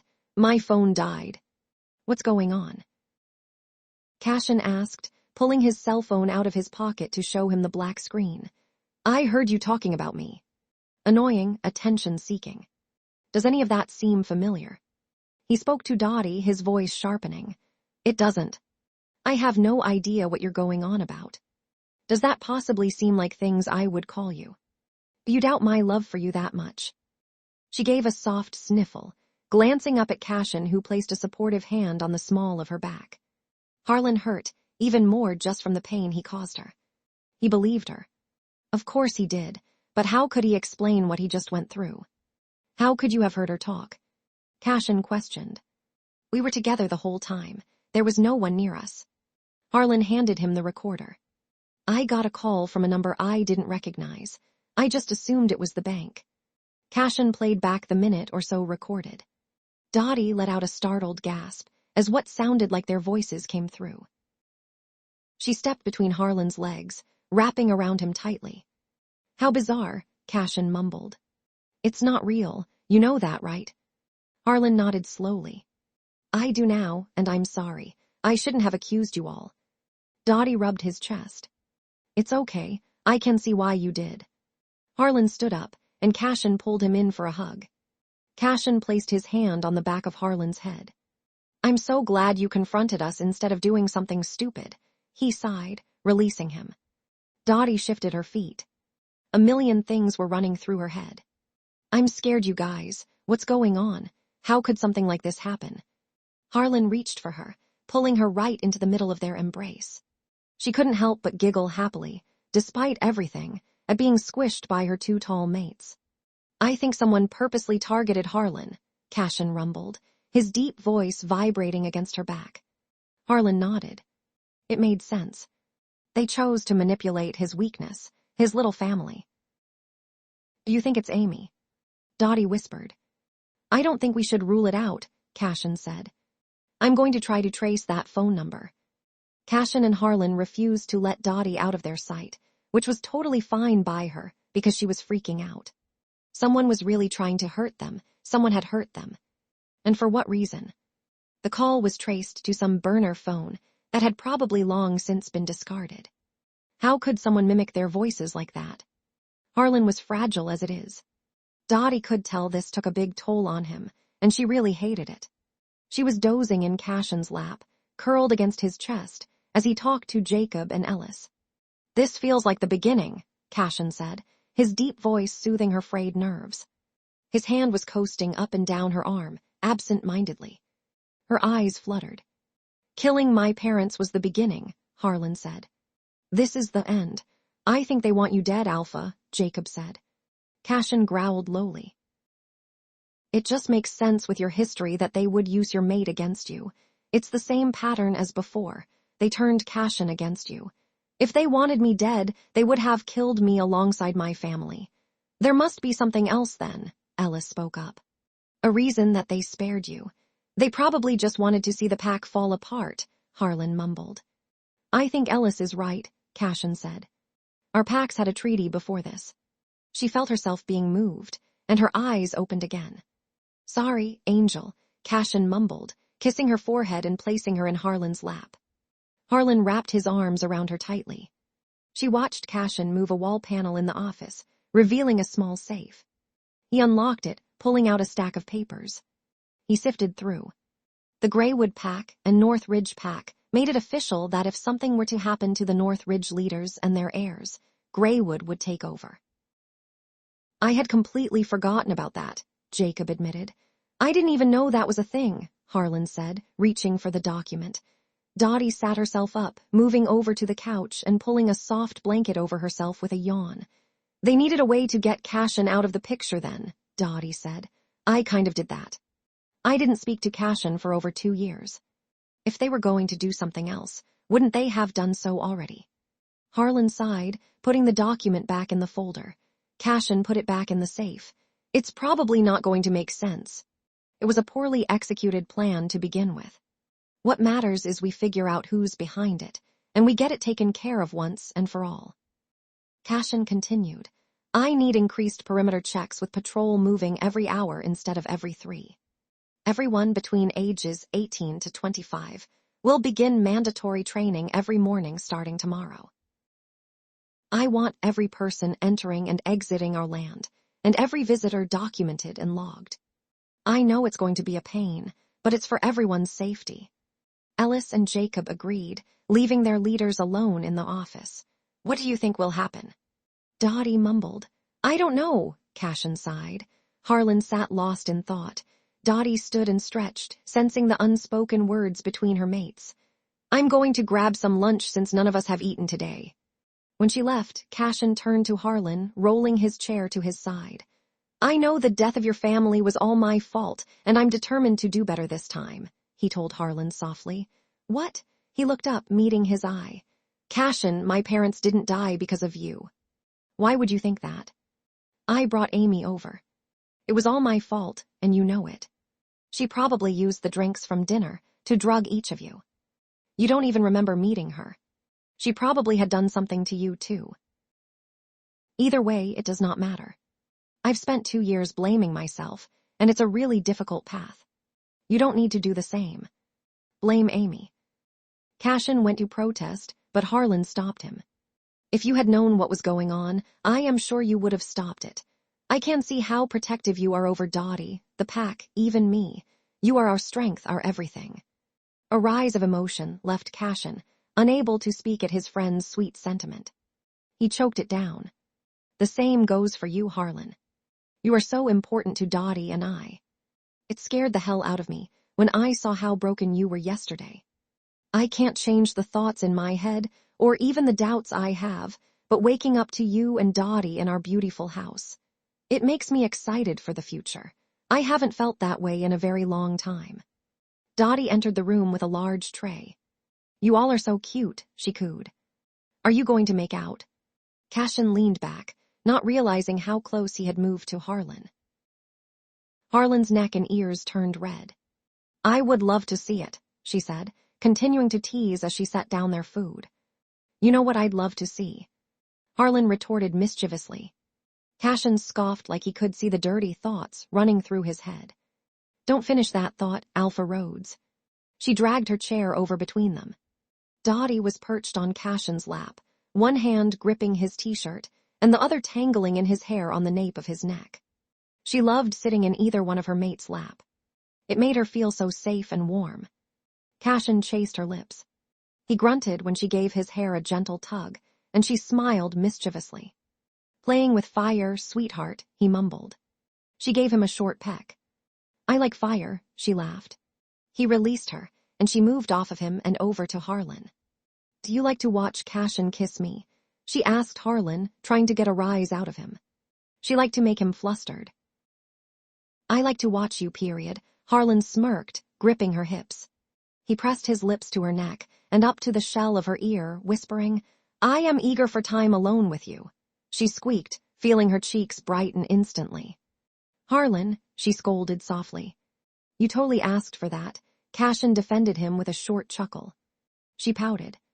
There's 2 of you and only 1 of me. I'm so outnumbered. Harlan gave her a surprisingly gentle kiss, despite being so devilish. We're definitely aware of how outnumbered you are, honey. I can't wait to see you at our mercy, begging, all right, she laughed, placing her hand over his mouth. We're going to have to wash your mouth out with soap. He smiled, nipping at her hand until she let go. It was relieving to see his playful side. They all had been high stress lately, and a quiet evening to themselves was way overdue. He squeezed her tight, squishing her to his chest, causing uncontrollable laughter to spill from her lips. Their little moment was disrupted by Cashin's phone ringing in the kitchen. Can't you just ignore it? Harlan whined, mostly kidding. We left it in there for a reason. I know, Cashin sighed, bringing his phone over to the couch. It's Ellis. Ellis seemed quite panicked. Alpha, Amy just crossed our borders. Cashin stilled, a cold shiver running down his neck. What? Zeke and I are taking her down to a holding cell. Okay. Harlan and I will be right there. I want patrols to be doubled now. I want anyone who isn't patrolling to be stationed between houses, especially the pack houses. Put everyone on high alert. The phone clicked, and Cashin looked up to find a very pale Harlan. Why would she come here? He whispered. I can only imagine that it means trouble, Cashin said, stuffing his phone in his pocket. You're not staying here alone, he told Dotty. You can be in the pack house where you'll be closer to us. I will have a warrior, probably Zeke, shadow you." "All right," Dotty said, not bothering to argue as she pulled on her coat and shoes. The drive over to the pack house was eerily quiet. Everyone seemed lost in thought, and Dotty didn't know what to do. She could feel that Cashin was right. If Amy willingly offered herself to be captured, that most likely meant that something would follow. Who or what? She didn't know. That made her nervous. Anything was a possibility. "I think I'm going to be sick," Harlan mumbled as he stepped out of the truck. He hunched over, breathing heavily. "It's going to be okay," Dotty whispered, rubbing his back. He straightened, pulling her close, stuffing his face in her neck. She relaxed into his touch. She extended her arm, drawing Cashin into their bubble. "You're both going to be careful, right?" she asked. "You're finally going to get some answers. That's a good thing." "It is a good thing," Cashin sighed. He kissed her cheek, offering over his phone and keys. "Call Harlan if you need us." He separated a small silver key from the rest of them. "This one goes to the safe room underneath the house. If something happens, I need you to gather all of the kids, elderly, anyone, and take them down there. Can you do that, Dot?" She nodded. "I can." She put the keys and his phone in her back pocket. Harlan finally released her, giving her a gentle kiss. He stepped away, giving Cashin the space to step in. Cashin hugged her tight. "We won't be gone long," he promised. He pressed his lips to hers before nuzzling her head. He whispered softly, soft enough that Harlan didn't even seem to hear. "Love you." He walked away before she got a chance to respond. Harlan visibly changed before they entered the cells. He straightened his shoulders and schooled his features. Cashin could see beyond it, though. Cashin placed his hand on his shoulder. "I'm with you," he told him. "Don't let her get to your head." Harlan nodded. Ellis and Zeke were posted outside of Amy's cell. Zeke was a head warrior, a huge mountain of a man that towered over Ellis, who was the smallest of all of them. Cashin gestured Zeke over, out of earshot of the others. "Do not let your alpha female out of your sight. Do you understand?" Cashin asked firmly. "Yes, Alpha." Cashin joined Ellis and Harlan. Amy had not changed much. She was blonde and petite, and still the same problematic woman. He didn't know what the hell he had to be on to be with someone like her. "There's the real star of the show," she cooed. "My pathetic boy toy, Cashin Greywood. Since I was immediately snatched up," she continued. "I can only assume that you know that the murder of Harlan's family was all your fault. Do you have any useful information or not?" Cashin growled. "Everyone knows you're not smart enough to pull off a murder." Amy rolled her eyes. "Not smart. I'm the one who convinced H." She cut herself off, smiling sickly sweet to cover her mistake. "Convince who to do what?" Harlan asked. "Oh, so you do speak. I just assumed you were Cashin's dog. I guess nothing has changed." "I could care less if you have any useful information," Harlan said. "The council will arrive in just a few hours to declare your punishment. It will be death, in the same manner that you killed my family. Stabbing, shredding, all of it." Cashin knew that was a bluff. The council was coming, and her punishment could be death, only after a thorough investigation. It was usually a much more humane execution than whatever Harlan was going on about. "What?" Amy visibly paled. "There should be a trial. Trials and investigations are only for those who need more evidence. We have more than enough," Cashin said, playing along. Amy took a seat on the bench. She clenched her hands to control the shaking. "It doesn't matter now," she said. "In a few hours, the council will be too late." "Why would they be too late?" Harlan asked. Amy smirked, but said nothing else.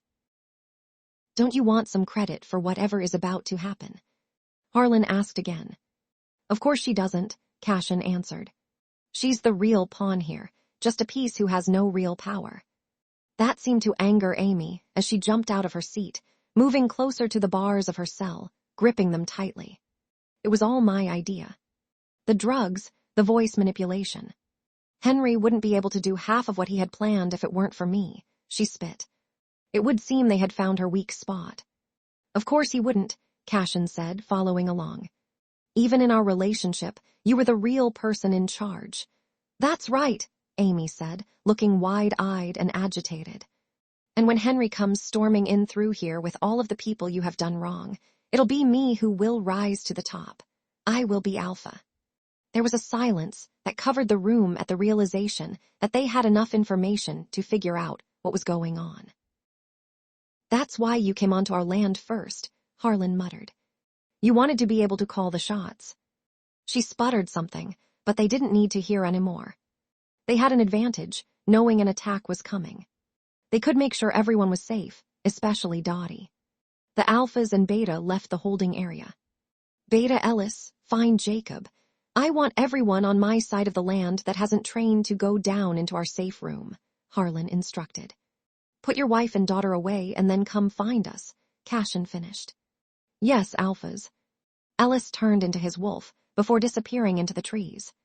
"What do you think she was going to try to do, coming here by herself?" Harlan huffed. "I think she is psychotic," Cashin said, turning to face him. He didn't seem the least bit worried about an attack. Harlan admired that about him. He wished that one day he would be as confident and fair a leader as his friend. He was a bundle of nerves himself. He didn't know what to expect. People could be hurt. Dotty especially. She killed, or at least helped kill 3 people, and has no justification for it other than wanting the status of a rank. "It's probably why she was with you," Harlan said. "And all I wanted was for someone to love me," Cashin said solemnly. "I'm sorry, Harlan. I don't think you're going to have the answers that you truly deserve." They entered the pack house, searching for their mate. "It's okay," Harlan said. "I'm just ready to close this chapter and move on." "You are not locking me away," Dotty huffed, crossing her arms over her chest. "I'm a leader to this pack, just like the both of you. I will be out there protecting the people by your sides as I'm meant to do." Cashin growled. "As noble as that is, you are a weakness and a distraction. Do as you're told, Dotty." Harlan cupped his mate's cheek, trying to soothe her. "The people in the safe rooms need protection and guidance too, sweetheart. You can be a leader in there just as much as you would out there." Her eyes filled with tears. "I don't want you to leave me." "Damn it," Cashin cursed, a sucker to any anguish his mate felt. "Fine. Come with us. Just please don't cry." She gave a half-effort laugh as Cashin crushed her to his chest, wrapping her tightly in his arms. "You were trained to fight by the best anyway," he sighed. Harlan rolled his eyes. "You have him wrapped around your finger." "You're the same way," she teased. He didn't say anything back because it was true.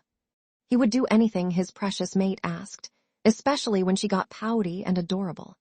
He knew she could hold her own against whatever they were facing. She had done so for years. The field was quiet. The wind was chilly. It was starting to get dark. Everyone was spaced out and tense, some in wolf and others in skin. Most were hidden amongst the trees, a tactical strategy to surprise the enemy. Cashin and Harlan had assumed the Henry guy would be following the same path into their land as Amy, and they weren't wrong. Henry appeared moments after they did. He was a tall, greasy man with an attitude, even just by the way he walked.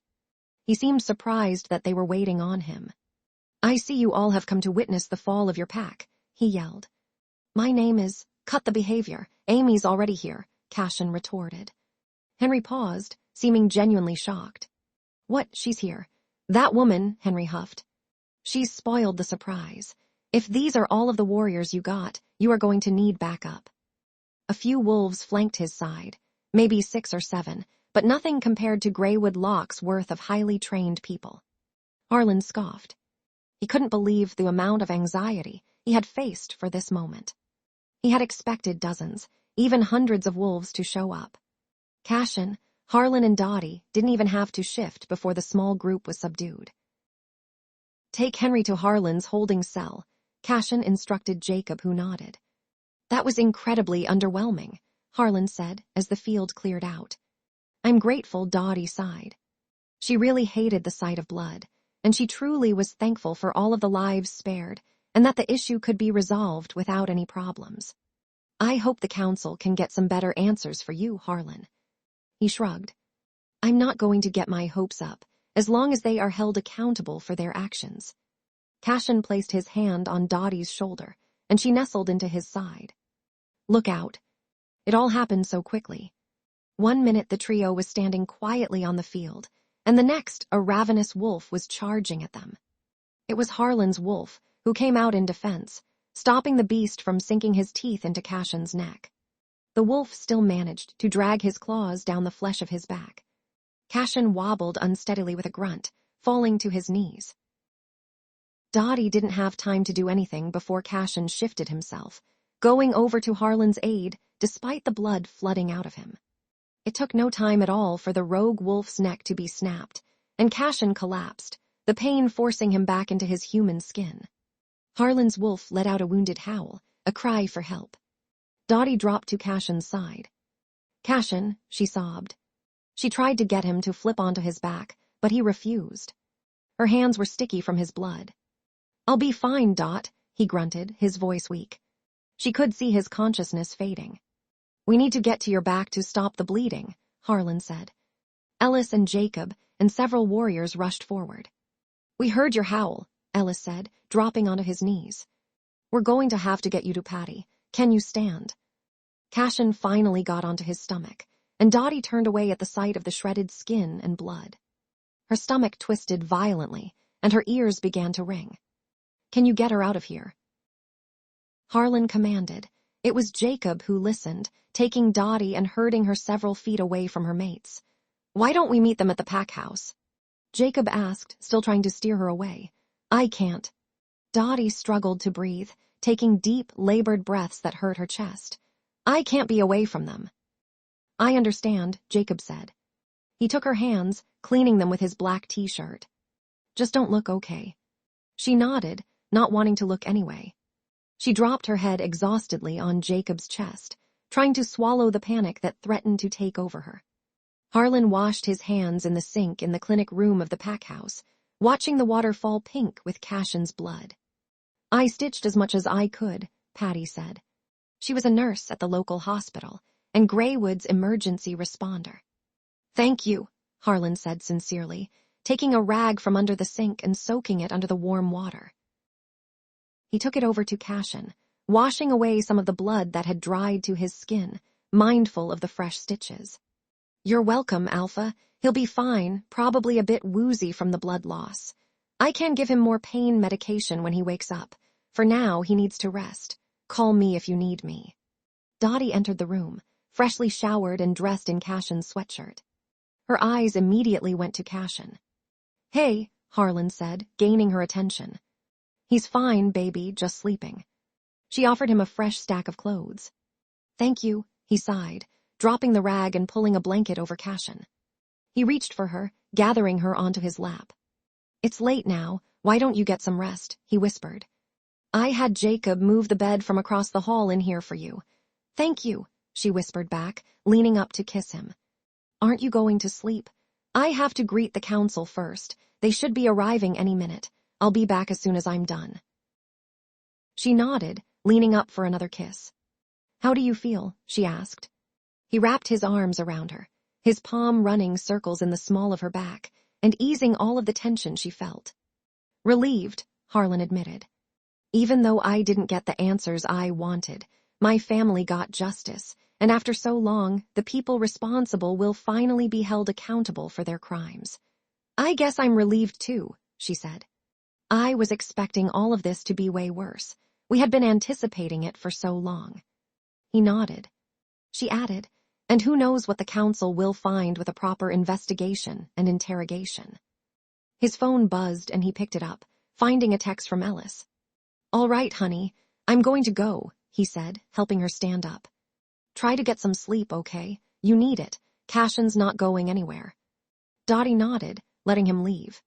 She took a seat on the bed in the corner.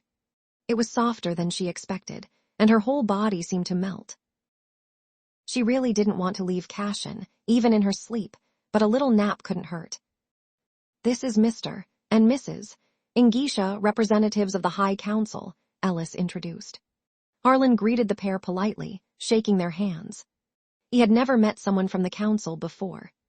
They were a group in charge of wolf politics outside of the normal pack functions. They dealt with lawbreakers and would be determining punishment for Amy and her crew. They should have come immediately to investigate his family's murder, but they never showed. Harlan wouldn't have wanted them to be around anyway. The wound was still raw. He had struggled to grasp what happened and didn't need people prodding into his life. All he needed was Cashin. Cashin had solved the murder faster than any investigation could have. Harlan wished he was here doing this part too. He felt so inferior at times like this. Our condolences to your losses, Alpha Rhodes, Mrs. Ingisha said sincerely. Thank you, Harlan said. I'll show you to your rooms, and we can get started in the morning. After the couple got settled, Harlan took a shower and got in bed with his mate. Dotty woke up to a really bright room and soft voices. She yawned, sitting herself up against the wall. It took her a moment to realize that one of the voices was Cashin. She untangled herself from her blankets, moving to his side. Harlan sat her in his lap, covering her with the blanket she had brought over. Cashin, she smiled. You're awake. Me. Harlan and I thought you would never wake up. It's nearly 2 in the afternoon, Cashin teased. He was sitting propped up, so she took that as a good sign that he wasn't in too much pain. She yawned again, curling closer into Harlan's side. Could have woken me up, she mumbled. Nonsense, Harlan said, his deep voice soothing her. She was really close to falling back asleep, comforted by the presence of both of her mates. How do you feel? She managed to ask before Harlan started running his hand along the length of her arm, the repeated motion once again soothing her. Her eyes fluttered, and she settled closer to him. I'm okay, Angel. My wolf has taken care of most of it. Dotty did end up dozing off again. She was worried sick about you, Harlan told Cashin, meeting his eyes. It was such a long day. Cashin sighed. You saved my life. Harlan shrugged. You saved mine. And it was that simple. Harlan would never resent those dark days that he faced, because it gave him Dotty, and he and Cashin were stronger than ever. I was pretty much shielding Dotty. If I hadn't hugged her, Harlan didn't want to think about losing their mate like that. Dotty was shorter. He was certain the claws would have gone right into her neck, maybe even her head. I know we shouldn't have let our guard down. It's over now, Cashin finished. All of it is. It took just about a day for Cashin to feel well enough to leave the clinic room. He was itching to go home, to share a bed with Dotty and Harlan. The council members had begun their investigation. Amy and Henry and their crew were getting transferred off of their land. Hopefully, everything would be wrapped up soon. You've been so patient and understanding to us, Cashin told Dotty as he finally entered his home. She had her arm looped through his, and she offered a pretty smile in return. We're so grateful for you, Dot. You've changed our lives for the better. So sweet, she cooed, reaching up to cup his face, lowering him down slightly so she could kiss him. I love you. You never gave me a chance to say it back. Cashin brightened, but seemed a bit overwhelmed from the affection, so she stepped back a little. Harlan gave a playful scoff next them. You already told her, and you were her first kiss. That's totally unfair. I better be her first. Don't even finish that. Dotty rolled her eyes, leaning up to press her mouth to Harlan's. Harlan smiled, giving a gentle laugh at their playfulness. I love you, she told Harlan just as sincerely. Harlan gave her another kiss. I love you too, baby. I vote we take a nap in our own bed, she said. She was so happy to be home. Cashin woke up to his phone ringing. He struggled to pick it up on the nightstand, squinting at the screen. He had 3 missed calls from Jacob. He glanced over at Dotty and Harlan, who were still napping soundly. He didn't want to disturb them, so he went down the hall to the office. Alpha, I am so sorry to disturb you, Jacob said. Ellis and I have the Ingishas here. They want to talk to you. I think someone confessed. All right. We'll be there soon. Who was that? Harlan asked, startling him. Cashin didn't hear him get up, let alone enter the room. The council members have some information. Harlan nodded. I'll wake Dotty. Dotty had dragged a chair up next to Harlan's desk, so she was between her mates. She had yet to meet the Ingishas, and she was surprised at how poised they were. She expected people a little more rugged, hardened by years of dealing with criminals of all sorts. Henry has placed the blame on Amy and confessed everything to us in surprising detail, Mr. Ingisha said. Amy and Henry are mates. They belonged to no pack and wanted some land for themselves. Amy came up with the idea to target both of you. It's still unclear why, but it was probably because you were the closest pack to them. Originally, she was just going to target Alpha Greywood until she heard of the treaty between your packs. It was an opportunity for double the land and double the status. Dotty hated status. She hated that Harlan lost everything for no good reason. Did he confess to her using any drugs? Cashin asked. Unfortunately not, Mrs. Ingisha said. His testimony against her, as well as your evidence, will be enough for a trial. Hopefully, with a little more time, we can get some information from Amy. The couple stood up, and everyone followed suit. Until then, all prisoners have been transported, and we will be on our way. We will be in contact with further details. Will there be enough evidence for Henry? Dotty asked, a bit worried. Everyone was blaming Amy, but who knows what role he played in it. He will be charged for the attack, as well as an accessory to the murder. He will probably have a lesser sentence than Amy, but it should still be significant. Cashin shook their hands in thanks, walking them out the door and down to their car. Dotty looked up at Harlan curiously. Well, she whispered. He hummed, pulling her chair closer and turning to face her. Well, what, honey?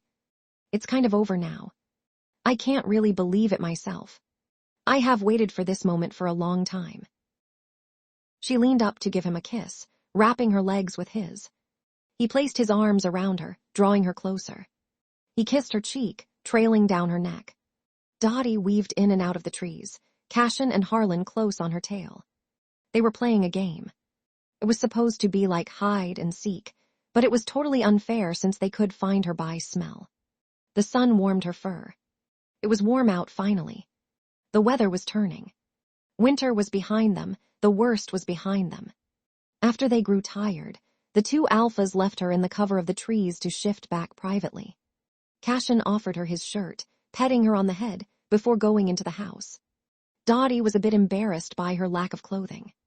Of course, Cashin had to choose his smallest fitting shirt, one that left nothing to the imagination. She knew it was on purpose. They were such boys. Hopefully, they would be busy enough that she could get to the shower without too much attention. She had made it to the upstairs hallway when she ran right into Harlan, literally. He held her arms, holding her in place. Her heart started beating rapidly. Someone's in a hurry, he teased with a sinful smirk. She saw a glimmer of a canine, of a wolf that had yet to fully retreat. You didn't want to show us your pretty legs. Harlan, Dotty whined, feeling heat rush to her cheeks. What, sweetheart? He backed her up slowly until she was against the wall. Do you want me to let you go? Or maybe I should call Cashin up here to show him how good you look in his shirt.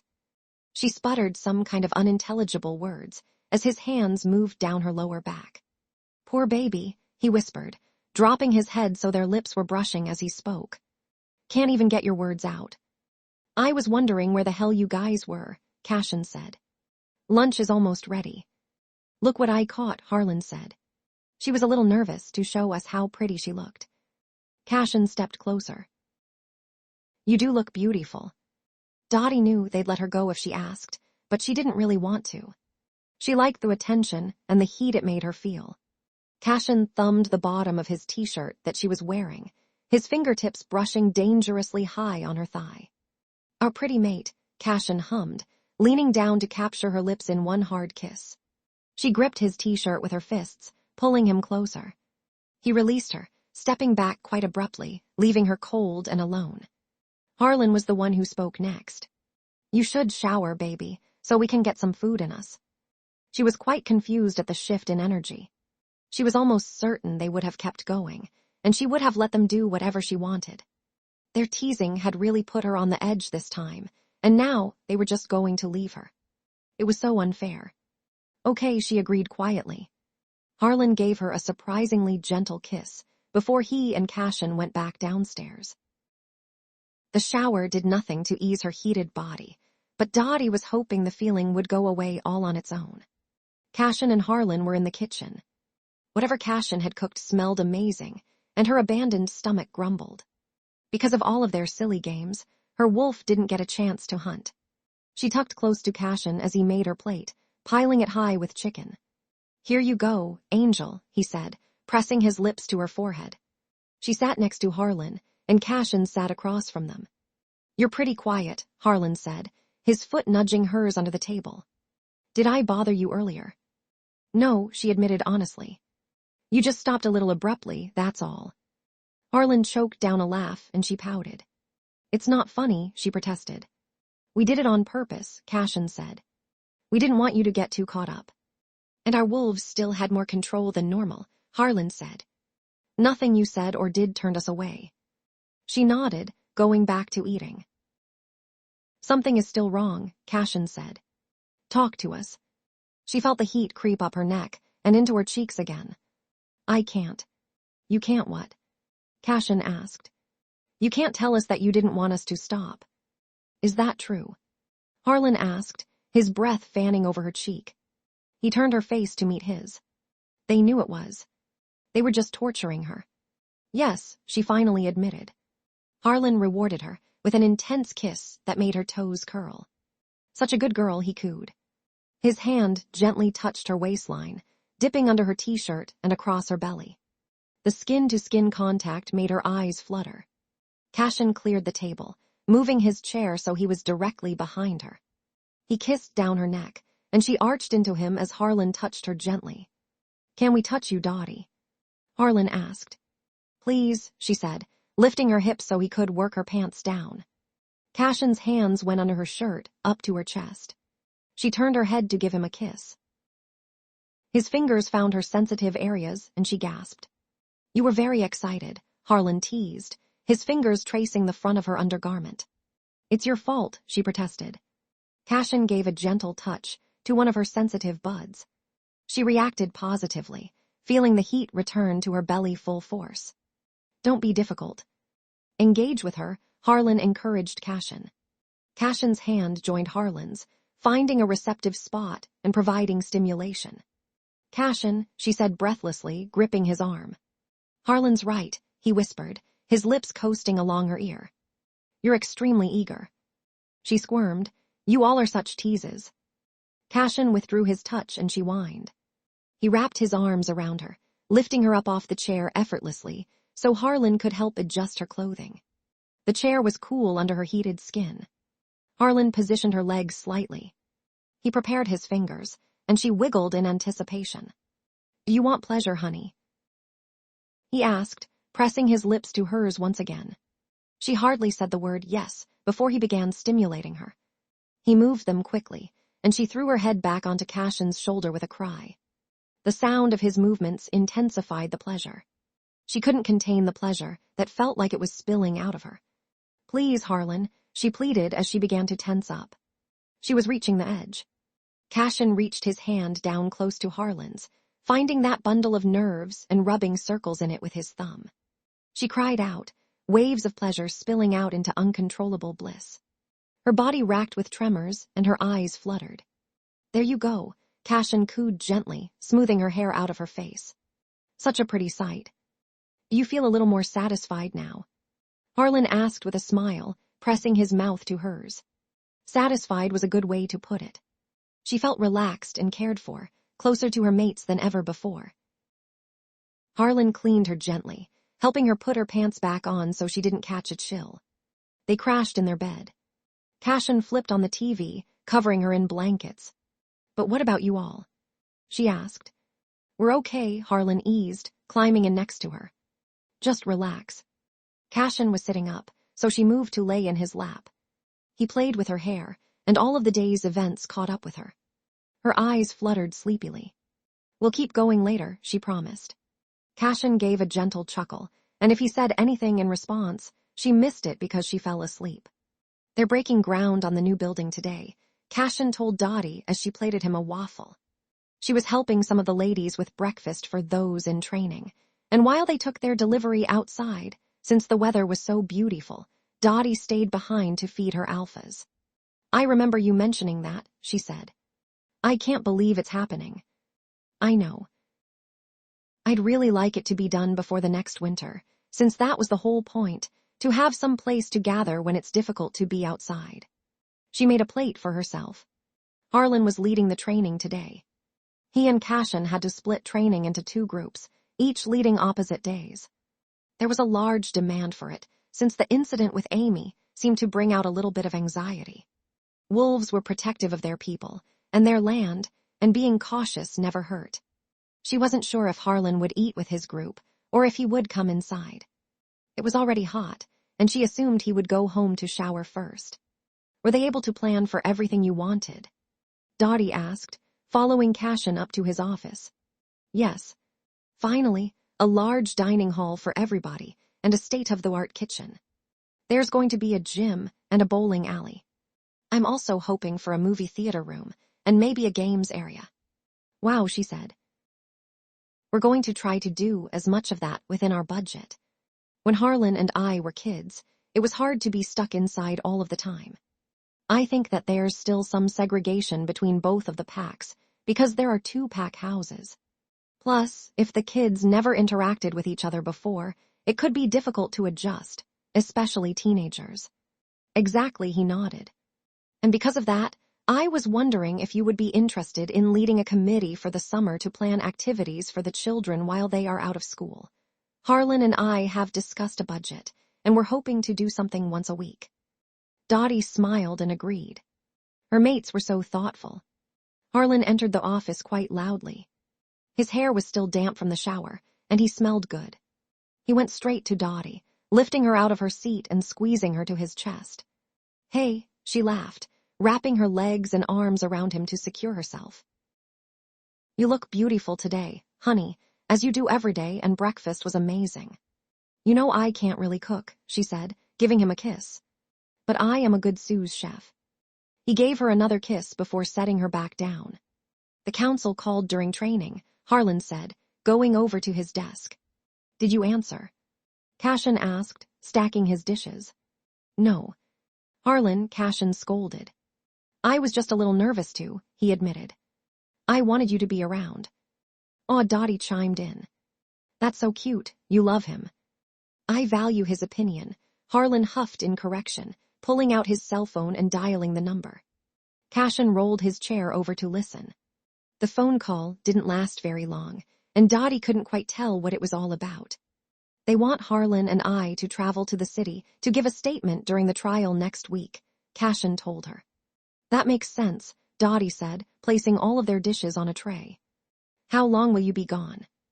About 2 weeks, Harlan sighed. I'm sure after we testify we could leave, but they want us for both Amy and Henry's trial. Dotty frowned. That's a long time. Don't frown, Angel, Cashin said. You could come with us. Dotty stood, getting into his lap, wrapping around him tightly. She stuffed her face in his neck. I know, she whispered. But I think I should stay here. If she stayed behind, she could help Jacob and Ellis and ease the workload for her mates when they got back. Plus, it was summer and the season for gathering. This was the first time where everyone could actually come together and enjoy the weather and each other. Cashin kissed her cheek, squeezing her tightly. You are a gift to this pack, he whispered. And we love you, Harlan added. Harlan and Cashin had been gone for a week, and Dotty missed them more than anything in the world. Being around the pack during the summer was a lot of fun, though. The intense winters had a lot of people sheltered in, but now there were so many people and kids, and everything was green and beautiful. Dotty didn't realize how much she had missed that sense of community in her life until she was right in the middle of it all. Luna, we got that pit built in that clearing for tonight. I had some of the boys retrieve some wood to throw in it, Ellis said. Thank you, Beta, Dotty smiled. Hopefully I will see you tonight. I wouldn't miss out on hot dogs and s'mores, he grinned. Although it depends on Kathy's schedule. She chooses when she wants to sleep. Dotty laughed. His daughter was a Spitfire, just like her mother. They had a bonfire planned for the pack tonight. There was going to be food and maybe some music. Hopefully, it would be a good time. She was a little nervous, since she was the one who planned it. Home was exceptionally quiet and lonely without her mates. She ate most meals at the pack house since she didn't really cook, and that helped, but she could hardly sleep. Harlan had left his phone behind for her to use while they were gone. She was able to video chat, and they called every night around the same time, but it made her feel worse when they hung up and she was all alone. "There's our girl," Harlan cooed later that night, his face taking up most of the screen. "Move your face," Cashin huffed, and Dotty smiled when she saw both of them appear. "Someone looks sleepy," Harlan said. "How did the bonfire go, honey?" "I think every single pack member showed up," she said. "We went through nearly 300 hot dogs." "See, you worried for nothing," Cashin smiled. "We're proud of you. Ellis and Jacob have talked so highly of your hard work this past week." Harlan agreed. "And this time next week, we will be back home. It'll go by so fast, you'll see." "I hope so," she whispered. "Miss you." "We miss you more," Harlan said. He smiled a bit cheekily. "What are you wearing right now?" Dotty rolled her eyes. "I don't think that's your business." Harlan nudged Cashin. $10 she's wearing nothing." "I'm not naked," she laughed. "We need proof so I can collect my money," Cashin said. "Harlan is wearing off on you." Dotty yawned. "I'm going to go shower and go to bed now. I'll talk to you tomorrow." "Take us with you," Harlan said. "Harlan," she laughed again, shaking her head. "Your phone would be ruined. You know it's been 7 days, and like 12 some hours since we have gotten physical." Cashin cut him off, taking the phone. "Good night, Angel. We love and miss you." Dotty's basket was brimming with a variety of tomatoes. She squatted down next to one of the young girls who was helping her. "Make sure they aren't too green." "They need to be mostly bright red," she told her, showing her an example. Another girl came bouncing around. Everyone was so full of energy this morning. "Miss," she yelled, gesturing her over. "I think some cucumbers are ready." The garden was in full swing. It was huge, with rows and rows of every possible vegetable. Everyone took really good care of it, and they let the children pick the things that were ripe in the morning. Summer was still early, but the amount of vegetables coming in was immense. In a few weeks, everything would be ripe all at once. "Once your baskets are full, take them into the house," she instructed. The garden emptied, and Dotty picked up a few stray baskets and vegetables. "Aren't you a sight for sore eyes?" Dotty spun around to find Harlan grinning down at her, and Cashin right next to him. She crashed into his arms, wrapping around him tightly. "Harlan," she beamed, beyond happy. "You weren't supposed to be back until tomorrow." "I know, but we missed you so damn much," he said, lifting her off of her feet and rocking her back and forth. He released her, and she moved to Cashin, who wasted no time kissing her, hard and rough. Cashin let her breathe, brushing some of her hair out of her face. "We're never leaving again," he rumbled. She agreed with a soft laugh, reaching up for another kiss. She was the happiest she had ever been. Dotty couldn't believe how much her life had changed. She had 2 alpha mates that loved and adored her. After being alone for so long, she never could have imagined how wonderful pack life could be. It was like having one big family, and nothing like what she had grown up in. She had been nervous about what people would think, having 2 mates, but everyone was welcoming and kind to her. Harlan and Cashin were fair and honest leaders. They put their people before themselves. They prioritized her. They showered her with affection. They allowed her to lead equally beside them, and she couldn't wait to see what their futures would hold. 5 years later, Dotty closed the storybook she was reading to the class of kindergarten-aged students. "What do we say to Miss Luna?" the teacher asked. The little group thanked her, so polite and adorable. "You're welcome," Dotty smiled. "I'll see you for story time next week." She stood from the small plastic chair, waving goodbye. The young teacher walked her to the door. "I just wanted to say congratulations," she smiled. "If you can't make it next week, don't worry about coming. I know you're close to term." Dotty placed a hand on her pronounced stomach. "I wouldn't want to disappoint them. Next week will probably be my last one for a little while." Dotty was pregnant. Having kids was something she and her alphas had talked about for a while, but they had dedicated the last few years to themselves, to enjoy each other's company. Pregnancy hadn't been easy on her. She was sick most days, and other days she couldn't sleep. Everything ached, especially her back and feet. She spent a lot of time in bed. It definitely wasn't what she was expecting to experience. That didn't make her any less excited to have the baby, though. He or she was going to be so loved. Dotty was a little nervous about the lack of extended family. She didn't doubt her mate's ability to parent, but having additional support would have been nice. The pack had been so supportive already. She knew that they would fill that void. She found Harlan and Cashin in the rec center. That's what they called the new building, with the gaming areas and dining hall. The construction took nearly 2 years, way longer than anyone had anticipated, but it was worth the wait.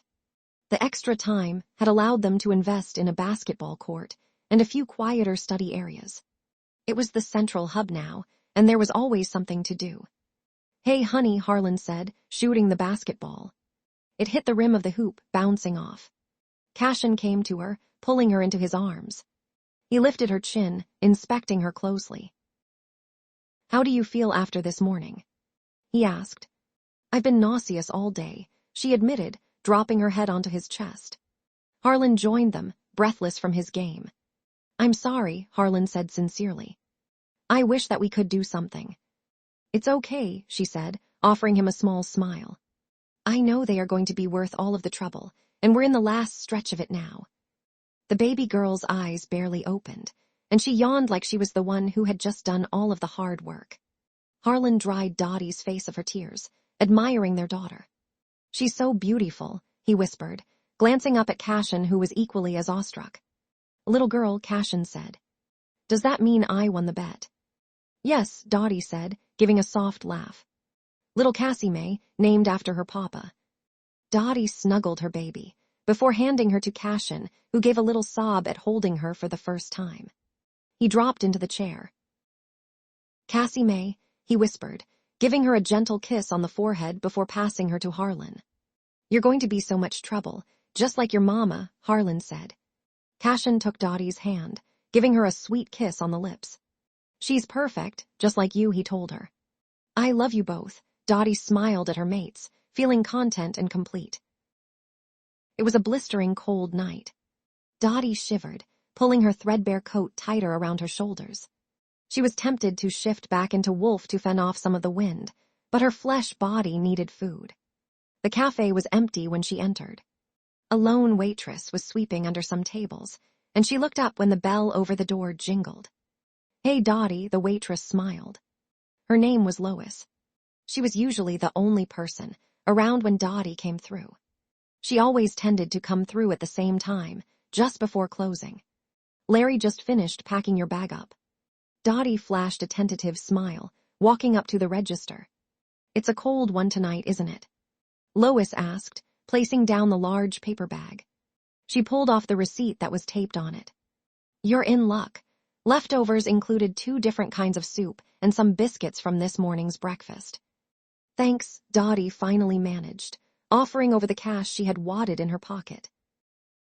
"There was the tiniest sliver of apple pie last night that was too small to sell, so I tossed it in there for you." She handed Dotty her change. "Have a great week, hon."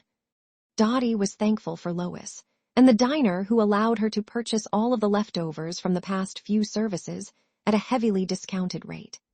The food always lasted her for several days, supplemented by her wolf hunting on some evenings. It was a long trek out of town and into the woods. Melted snow that had frozen back over, as the sun had disappeared, crunched under her boots. The gravel road, although not marked, was familiar to Dotty.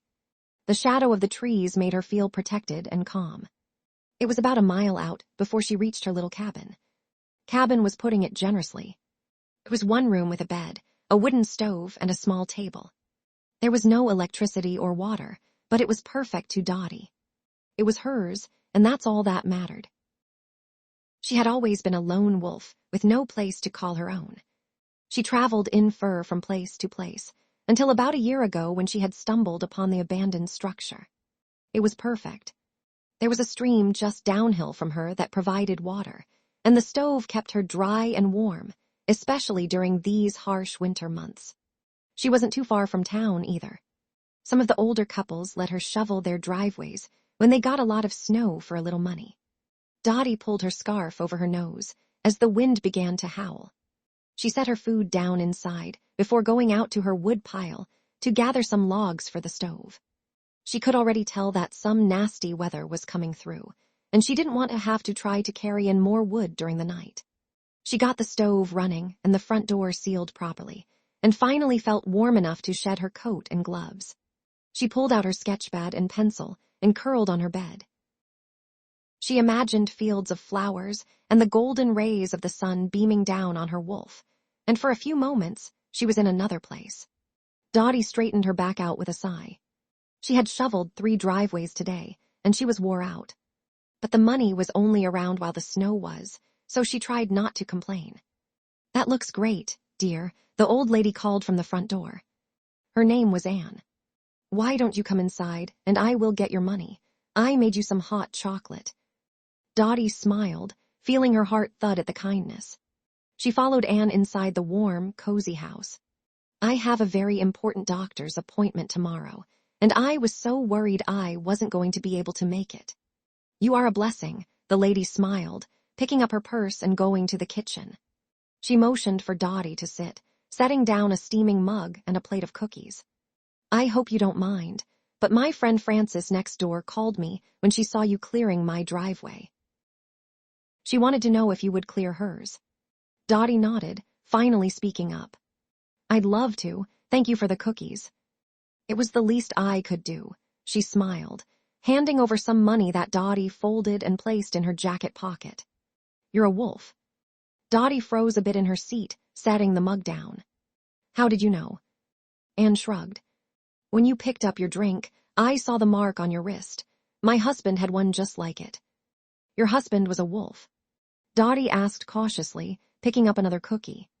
They were still warm from the oven, and the chocolate was melting onto her fingers. "Yes. We were mates," Anne said. "We were part of the North Ridge pack for a little while, until he got sick." "I'm sorry," she offered. "Thank you," Anne said with a sigh. She picked up her own mug. Being in town meant being closer to the doctors and hospitals. Dotty nodded like she understood. "It's odd that you don't have a mate, isn't it?" Dotty didn't feel any negativity with the intention of the question, just mild curiosity, and she was more than happy to actually have someone to talk to. Plus, it gave her the chance to rest before she got back to work. "It depends, I guess," Dotty said softly. "Most are under 25 when they meet their mate. I am 23, but I also don't belong to a pack, which makes it way more unlikely that I will ever meet mine." Anne nodded. "Pack life wasn't all that bad. I miss the sense of community from it." Dotty shrugged. She had her reasons for staying a lone wolf, part of which was the politics of pack life. Alphas were supposed to be leaders, but they abused their power, along with anyone that they deemed subordinate, and that included her. She didn't want to live under anyone's scrutiny. "Alpha, the annual meeting has been changed to the town of Northern Loch," the baiter of the Greywood pack, Ellis, told his Alpha. Alpha Greywood growled, dropping the papers he was reading onto his desk. "Northern Loch," he repeated with a tight frown that made Ellis uneasy. "The Alpha's meeting has always been held here, on my land." Ellis nodded sympathetically. "Yes, Alpha, but there have been complaints."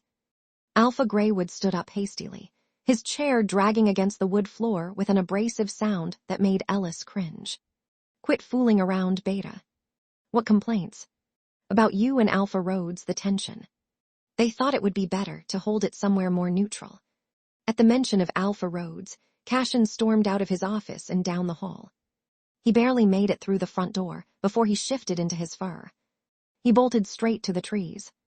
The familiarity did nothing to soothe the anger that coursed through his veins as he thought of Alpha Rhodes Harlan.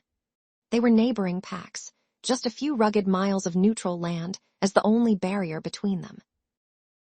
Cashin and Harlan grew up together. They used to be best friends, like brothers, until Harlan shut him out. Cashin didn't know why things ended the way they did, but even thinking of Alpha Rhodes made his blood boil. His wolf snarled as a frigid snow began to coat his fur. Ellis was right.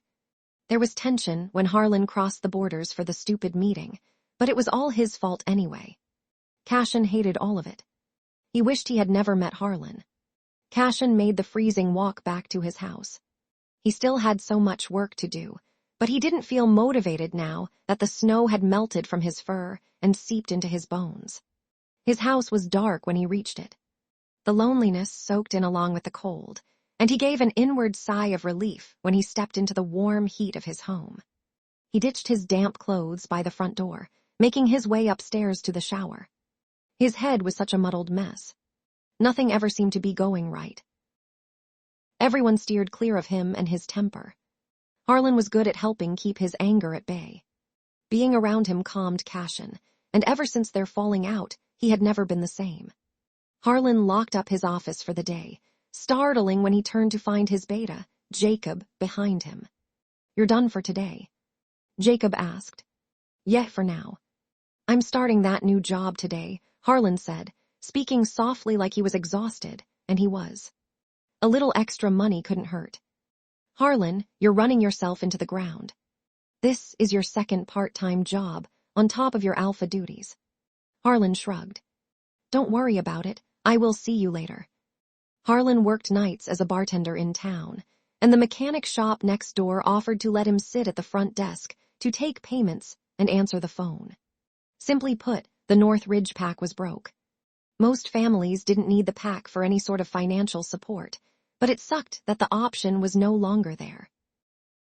And while Harlan didn't expect his two measly jobs to help, at least he would be able to have some extra cash to pitch in whenever anyone needed it. Some days he worked nearly 18 hours, but he had to keep pushing through.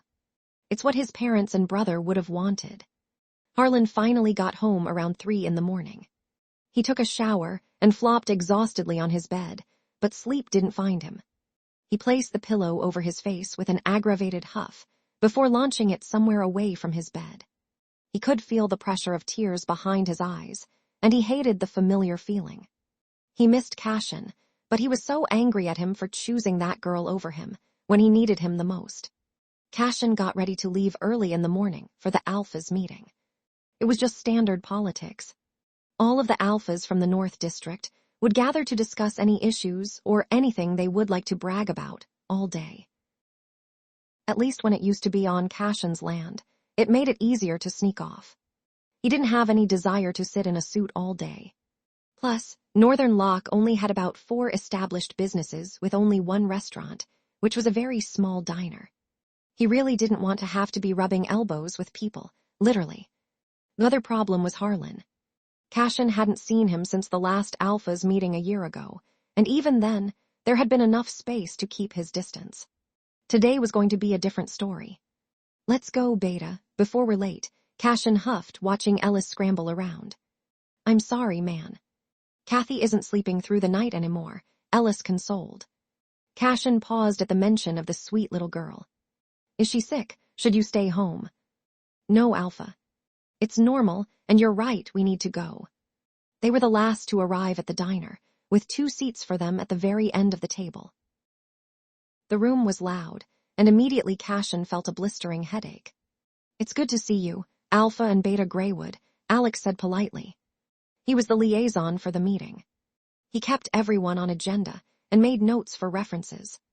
And if a pack chose to sign any sort of agreement, he would act as the third-party witness. He was decent enough. Cashin couldn't help but seek Harlan out in the crowd. He found him almost immediately. He was looking down at a paper in front of him. He looked unwell, and the thought bothered him. He shook his head. He shouldn't care about Harlan. He abandoned him. His best friend, his only family. His fists clenched. He really wanted to strike the middle of the table, or let his pacing wolf out. Instead, he had to sit still and listen to people complain and whine. "Good morning, Alphas," Alex said, standing at the front of the table. "Why don't we start by going around and introducing yourselves?" Cashin inwardly groaned. Everyone attending this year was the same as the meeting a year ago. Harlan finally looked up when he introduced himself, and once again, Cashin felt that something wasn't right. He had deep bags under his eyes, and his features looked sunken in. Was he sick? Ellis nudged him, and he realized it was his turn to introduce himself. The rest of the meeting was much the same, a bunch of back and forth and useless chatter. The diner food was all right, just greasy cheap platters with decent coffee. It went for hours. It was early evening when they started to wrap things up. The bell on the empty diner jingled. Locals had come and gone throughout the day, but they were in between lunch and dinner, and it had been slow. The girl who entered was slim, even with all of her layers. She had dark brown hair mostly hidden under her hat. Cashin's wolf perked up at her smell. This was his mate. It couldn't be. It was great to see all of you. Thank you for a successful meeting. I'm looking forward to it next year, Alex said, dismissing everyone just as the girl was leaving the diner. I'm going to run back, Cashin told Ellis, handing him his truck keys. He rushed to catch up with the girl. Except he wasn't the only one. Harlan was on his tail. What are you doing? Cashin growled as they got into the street. Harlan looked even worse up close. I'm going after my mate, he said. That girl is my mate, not yours. Cashin had never heard of someone having more than one mate. She is mine, Harlan pushed. You better shut up before we lose sight of her. Cashin let out another irritated growl, spinning around to find the girl way ahead of them. She disappeared into the trees, and he hurried to catch up with her. Wolves only have one mate, Cashin said as they walked quickly. If you have a problem with it, you can take it up with the goddess herself, Harlan said, rolling his eyes. Dick, Cashin muttered. Jerk, Harlan retaliated with a huff. The tree line swallowed them and the lovely scent of their mate. She was nowhere to be found. Harlan accused, You see what you did. Me. It's your fault, ass. Why are you two following me? The girl asked, appearing behind them. With a little extra money from the abundant amount of snow shoveling, Dotty considered buying a fresh meal and not the leftover scraps she normally did. It was between lunch and dinner. She figured that would be the least busy time to go in and order. She had no idea she would be walking right into the lion's den when she arrived. She could tell everyone in the diner was an alpha, just by the feeling that creeped down her neck. It was some kind of meeting, with booming, authoritative voices that made her want to shrivel up. Getting her food to go and getting out of there was the best and safest option. It felt like forever before Dotty received her meal in a warm paper bag. She couldn't wait to get out of there. She knew she was being followed. For one, she could hear them bickering. She really didn't want to lead them back to her home, so she stopped in her journey to confront them, even though she desperately wanted to bolt. Why are you following me? She asked, taking in the two handsome men in front of her. They were both nice to look at, but one had a temper just by the look on his face, and the other looked beyond exhausted. You're my mate, the one said. The other huffed. Dotty took a moment to listen to her restless wolf. She internally scolded herself. If she had just stuck to her routine, none of this would have happened.